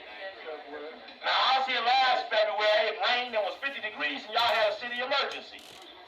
I mean, 50 degrees in other places plenty warm, but here, 50 degrees in February with the rain, and brother, I ain't coming out, it's raining. He said, what? There's 50 degrees. Brother, it's cold. I said, no, brother, that's cold. Right. And so we just, so what they do? They put it in February. Now they fuck around and come back around on April 28th or 29th. That ain't February, March, April. Take them too long, we be right back at it. Always make a point. Heavy things happen. April, May. They disengage June, July, August. Those are your greatest months. They kill in February and April. Think back. And right before Thanksgiving, that's another big period. November. Leading you into the holiday or off period. Always they play it into these patterns, right? Whole nother dialogue. Now, let's do this here. Brother Marcus still here? Write this down. For those of y'all who are interested. It is 435-0595. 435-0595. This is my home number in California. Area code is 310. 435-0595. I got to remember, almost like your number. Almost thought I had your number. I called it back up. I thought your number was 0395 or something. I was too close. I almost changed. But then I looked back and saw it wasn't as close as I thought. Right. I thought, and I don't want nobody looking for me accidentally calling you. So, we be conscious of that. I really appreciate and I need your support. We went out there today, and I mean literally, I didn't have we bought a bed, I didn't have no screwdriver. I figured I ain't had no damn screwdriver. just every single thing. I didn't have no needle and thread, didn't have a safety pin. That's every single thing you can think of, we got to do in the next 2-3 days. My little children are here probably on Tuesday and Saturday. You see my 2 little Africans from Chicago will be here. Probably sister and the new baby will be out there too. So everybody's about to come out. We just got a lot to do now. It's time to get up. Yes, sir. Pardon me? Baby girl. 8-pound, 9-ounce baby girl named Maya. Maya. It's a moment that we call a Poochie Bear until she understands what Maya means. Poochie Bear. Okay. Now, charting relationships or linkages through network analysis enables us to better explain when individuals, listen to this, did you all get the number? Everybody get the number? Everybody got the number? Now, what you ought to do is, when you want to know what the title of the lecture is or when the lecture is going to be, you know, you can always call A Good Life. You can always call me at home. Now, it's going to take me a little longer to get here, so I'll be leaving earlier to get here. It's going to take me longer to get here now until we get a more communicated way of getting in here faster. Charting relationships or linkages through network analysis enables us to better explain when individuals who are believed to hold particular positions in an organization seem to deviate from the expected behavior. In other words, they want to know the predictability of the relationship so strong that they can judge when there's deviation. For example, you're in a room, right, and they're now ramrodding an issue on a certain group, trying to get them to affirm something. Now, they know they got their ducks in the water. They know, here you go, brother. They got good brother right there. They know they got their ducks in the water, and they're predicting upon a certain something coming down. For example, I remember being in a meeting at somebody very notable's house, and they were trying to get the black community to ratify a certain set of activity. And so the big ducks were in the meeting. So the big ducks threw down. Oh, we got out! And they're humbling and beating the table and shit, and everybody sitting there frightened and shit. And so the predictability is as 1, 2, 3 go down, the rest of the people vote with the big guys. So I said, well, damn, this is the... So now, an unbeknown or unpredicted behavior happens, and someone gets so frightened, they jump up and say, we shouldn't do this, we're taking the people. And they break down and cry, and instead of giving a powerful speech, they give an emotionally powerful speech, and it changes the minds of the people at the last moment, and the mood gets upset. Now, they're saying that they want to be able to, in your own group, know the relationship so well that there is no unpredictable behavior going on. In other words, no one would possess the capability or the access to the moment. Access to the moment. What you think about Osafu? I was just a notable person, brother. I wanted to ask you who that was. Brother, you know what? If I had to predict, who would ask? You. I had you written down right over here. Osafu will ask. I just knew, brother. I have my own analysis. I knew it would be you. Name the names. You my man. Okay. I know who.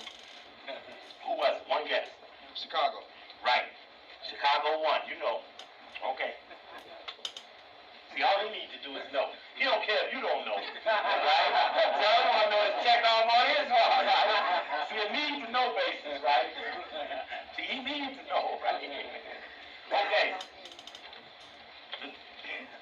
So it is that so that they know when individuals who are believed to hold particular positions in an organization seem to deviate from expected behavior or to interact with members of other enterprises or associate with non-members at a particular time or in a particular pattern of relationships. Further, the focus of relationships among individuals enables them to determine, if not always verify, the range of opportunities or constraints under which an individual operates because of his link to others who are linked to other fields or action sets. Now, I made the discussion a second ago about a person who had access to opportunity to do something. Now, this does not mean that you did it. This This only means that you had the access to do it, right? Now, somebody in an organization and the top man taking the money. And the other people in the group think the organization can work without the top man taking the money. But the top man, he just a thief at heart, so he don't take the money. So good people in the organization weave away or go away because the top person taking the money values different from the people or the believers who believe it can be done the right way. So the good people go away. Now, what happens if a bad person is at the top and they have no credible good people underneath them, then the bad person left alone doesn't have the capability to do what they were doing without a good person to attract the people to them so that they can take the money from the people. That's another case study on a need-to-know basis. Right? Now, let's try this here. It says, now this is what they're trying to focus on now. Check what they're trying to focus on. They're trying to focus on the relationship among individuals to verify the range of opportunities or constraints under which an individual operates because of his link to others.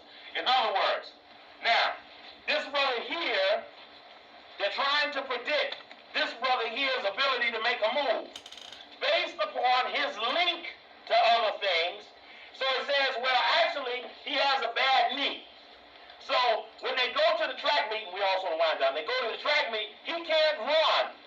He can't run at the track meet, but somehow he's got to be influential in the meet. But he can't run in the meet. What is his capability, knowing that he can't run, to impact the race, though he can't get in it?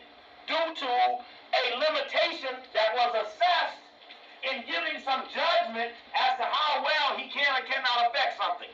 So it's now in an analysis, almost like in bowling and golf, you have handicaps. Handicaps are compensating for your deviation from a normal score. I'm a 7 handicap on the golf, which means that on a normal course of 72, you're liable or more than likely to be at the ability of getting a 79, no better. So you're compensated several strokes, or in bowling, compensated pins. Yes, brother. Oh, very kind. Thank you very much. Now, we're going to pass the hat for the good life. This is, of course, because the good life hosts us, feeds us, and we also want to support them to be able to buy some more notepads and stuff, and some pens and stuff, right? So we also want to do that. Now, so to verify the range of opportunities or constraints under which an individual operates because of his link to others who are also linked in other fields of access. Now, take a case of the white man is looking at killing Martin King, and they want to know, is Abernathy going to successfully gain the reign and authority of the organization, or do they have somebody else in the linkage who can upset the process of the authority in a way that the next level or the assumed process of leadership would not come about? So in this case, you had Jesse Jackson, who impacted on Reverend Abernathy in a way that they could predict that Jesse could disrupt Abernathy's ability to be the next in line as the next in line, and in fact, by creating an alternate organization, a diffusing of the attention, they did successfully change the ability of SCLC to be the organization that it was in understanding of. Thank you very much, brother and sister. Y'all look real nice dressed up together, too. We appreciate that. All right. You know what's funny? You can be in the airport, you see somebody dressed in the African stuff and got the red, black, and green. You can look at them all the way across and nod your head. They'll be right there with you. And people collaborating with other people in other places. Not there for that reason, but finding unity in each other in dress. And used to be all black people spoke to each other. Yeah, right on it was, eh? Younger days, black people slept in the parks at night with each other, did all kinds of things that just don't go on now. Interesting story. We got a new baby. Everybody tell you to put the baby in a crib, right? Now, I just can't understand taking a little baby who been in a belly at damn near 100 degrees for 9 months. Then you gonna take that baby and put it in a whole separate spot by itself and leave it there. Oh, brother, that's you don't count that money. That just go to them. Yeah, that just go to them. They have the right to disclose it if they see fit. Since so many people want to know what I make, I've been telling. I have compliance just through the fact that everybody want to know. I noticed my man ain't been back since he got caught asking for the money. Check on that. Right, he ain't been back since that night.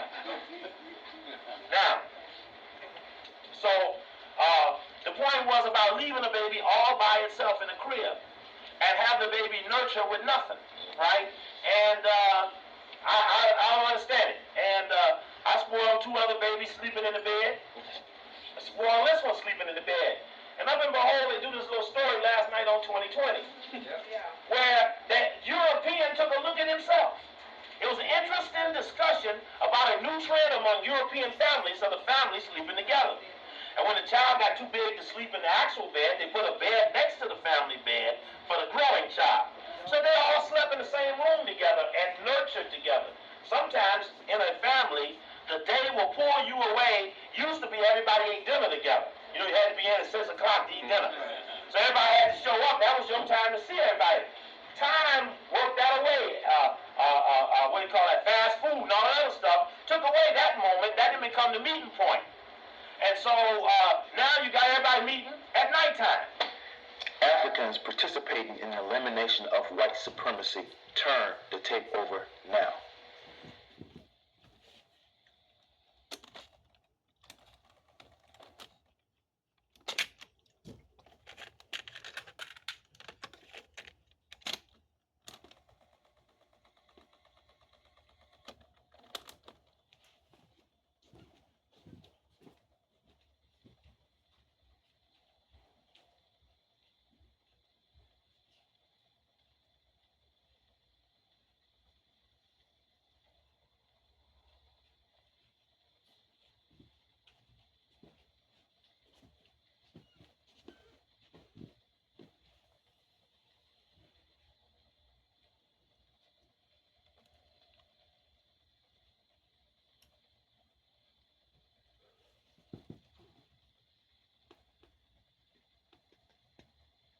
The day will pull you away. Used to be everybody ate dinner together. You know, you had to be in at 6 o'clock to eat dinner.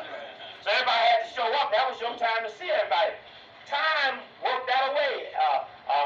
What do you call that? Fast food and all that other stuff took away that moment. That didn't become the meeting point. And so now you got everybody meeting at nighttime. And it was an interesting evaluation. And at one point, I thought the most glaring thing was they looked at they said, the white guy said, you know, we are looking at these new doctors who are contradicting the old doctors who said that you should sleep alone to breed independence in the child. Now, what do a 3-day-old child know about independence? He can't do nothing. She can't do nothing for herself, right? Anyway. And then came on to say that people were doing in the new trend, staying together, sleeping together. Then when it looked at the old doctor's theories, then at one little point, it says, but in European and American countries, and what it had done was it showed the Eskimo families. It was all under the same rugs, right? It showed, who else it showed? So Eskimos, Indians, right? Showing all the people of color sleeping together, right? Then it showed a little bitty white baby in a crib with a dim light just focusing on the crib. And the baby was ranting and raving and shaking the crib and going up and down. And it said, but in the European and American countries was introduced the thought of the baby nurturing alone. And when you looked at the baby, it looked like a little cave dweller. The baby was jumping around, looking all wild and shit.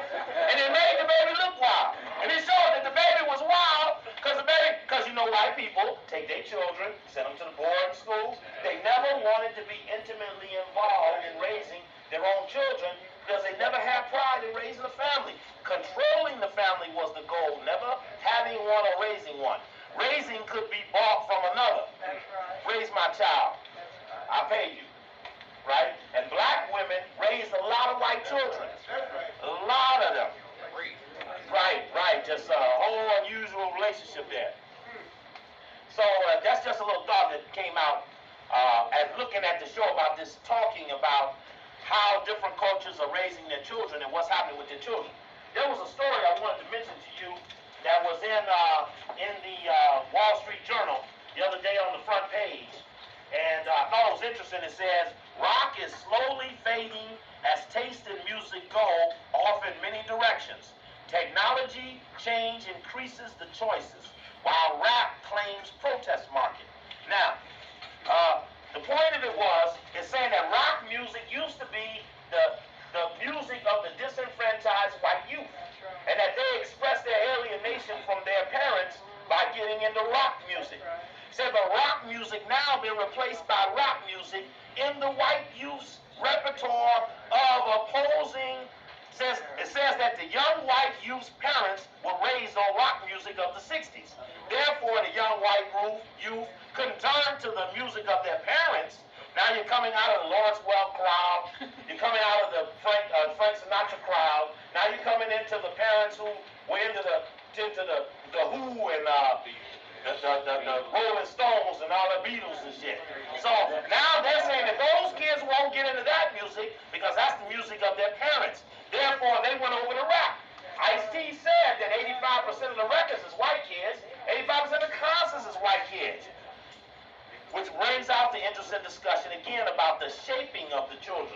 They mentioned in the article, it tried to make it says, but the age of rockers as a prevailing culture force is over. The music business as a whole is far bigger than when rock reigned supreme, but no unifying music movement has taken rock's place, though they admit that rap got control of it. They don't want to declare that because they're in the process of breaking it down. In other words, before they come to a conclusion about what is the music of the anthem of the white youth, they're going to bust down the one that they think the conclusion is. In the meantime. So they made a point about that. This is Wednesday, August 26th, Wall Street Journal. It says, rock has demographic problems. Teenagers still drive the record business, and rock is what their parents listen to, so they buy rap or anything else to denote independence. Rock has an identity problem. Rebellion is near the core of what rock is, and rock seems to rebel against itself continuously. So now they're saying they're fighting itself. They can't get it together for fighting itself. And it mentions that Warner Music is the last American-owned music company. Said rap music came about because there's a need for protest and for talking about real things. Said the drummer from the Grateful Dead, making a point of saying that they still have a following only because they have a longer history, but that their music basically has died because of the change in the way things are going. And I thought that was real interesting in thought. We're to wind down now on Tuesday. Now, I don't know how much I want to do this, but we talked about each one teach one, about everybody taking a chance to come in. What we would do is basically, I'll probably do the first hour. We take the second hour, and it'd be people's choice. Somebody brings something that they think other people ought to know, and they stand up and do it. Now, I had an organization once, and we used to have a thing called Chairman's Chair, where I had facilitated the organization. Eventually, they voted me the head of the organization, but that was their choice. But I had facilitated the organization. But every week, every member in the group had to run the group. We had a thing called Chairman's Chair, which forced everybody to be responsible for everything at least once a week in 14 weeks, because there were 14 people, so that everybody had to master everything and everybody became capable. And all of those people eventually grew too big for the organization and went out to different cities and set up their own organization. I couldn't tell you about the festering of this activity years later, but we'll talk about that another day. But the point of it is that obviously there's talent in the room. I know this brother ought to be good for some dialogue, and this brother, this sister, and this brother, and some of y'all I know and don't know that I know have talent and capability and should be teaching other people, but have not been having the opportunity to either have convinced the good life to give you the night, or who would you call to get your other friends to come and listen to you, and you may sit on something that may have great value to other people. This brother has knowledge and access to equipment and things to help people advance their own causes.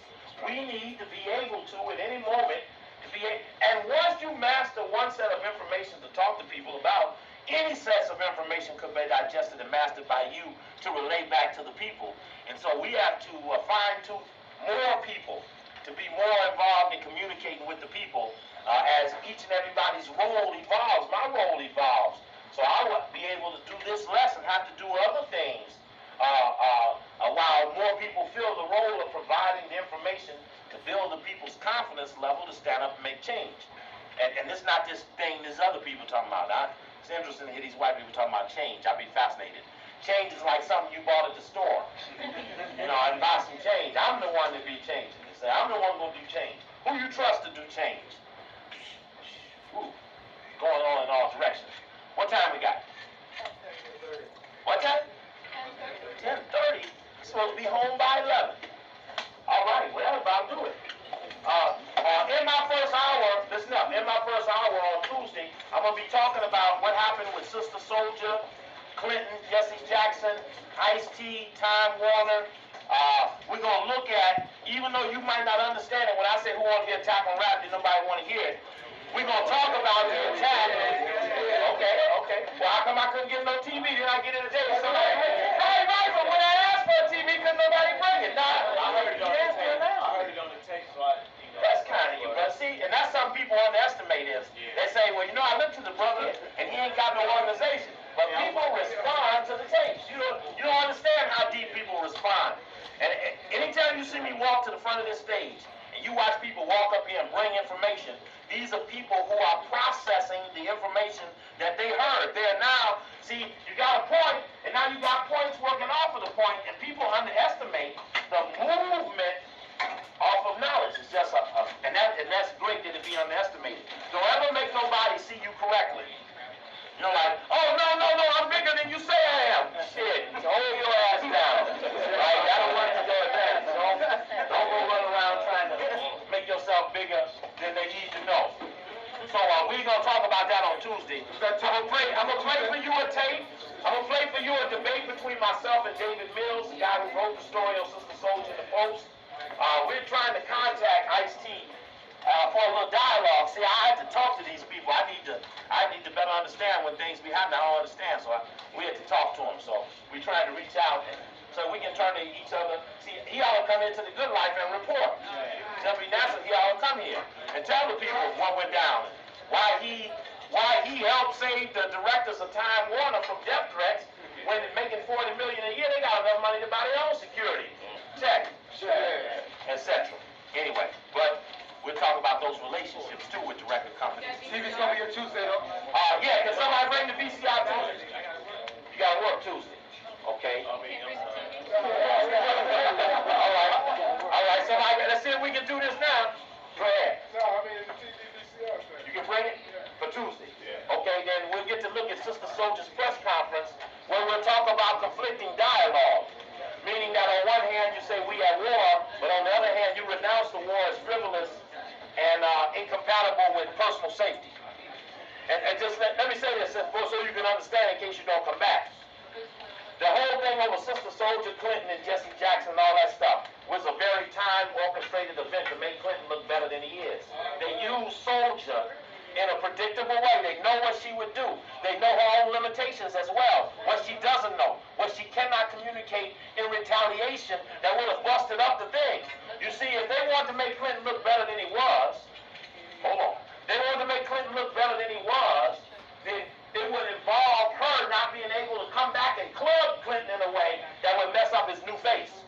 So if Clinton was attacked, when she finally went to attack Clinton, and you'll see it in the press conference, she attacked him for not playing golf at the white company and having relationships with another woman and smoking dope. Well, But he didn't inhale. Right. I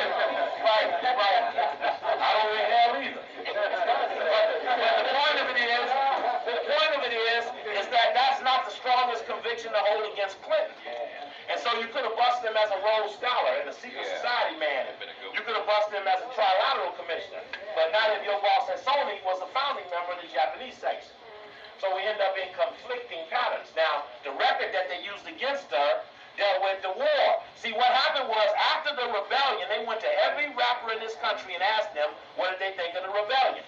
If you buy any rap magazine, I'll show you thousands of pictures with rappers with captions on them about what did they think. It's the ventilation section. Now that the rebellion came down, we must assess what people think about it. I know when I went to do the rebellion report in D.C., half the people in there was agents. They had to come to hear what was the analysis of what had went down. It's becoming important to them, okay? So now in the middle of this, they want to know what they thought. Who would want to keep the thing going about a rebellion? Who would propagate the rebellion further?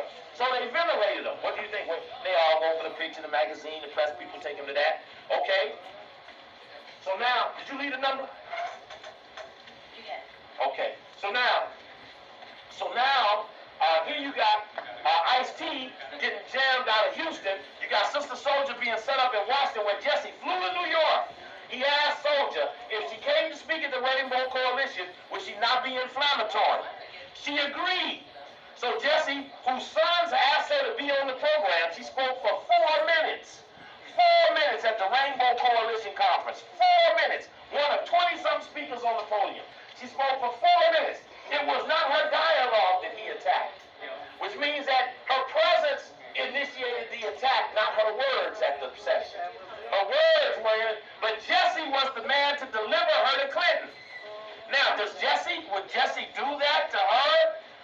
Deliver her to Clinton? Sure, he would use anybody at any time. For any reason, we already know his capability of being pathological, which is a characteristic that allows the white race to kill without guilt. Pathological. You can do it without hurt. Now, you got her in D.C. She gets attacked. Jesse leaves her standing there. He defends her for a moment. For a while, she says, I got friends like Jesse Jackson and my man, Congressman Rango. She's talking about all the people who called her and all the support she got.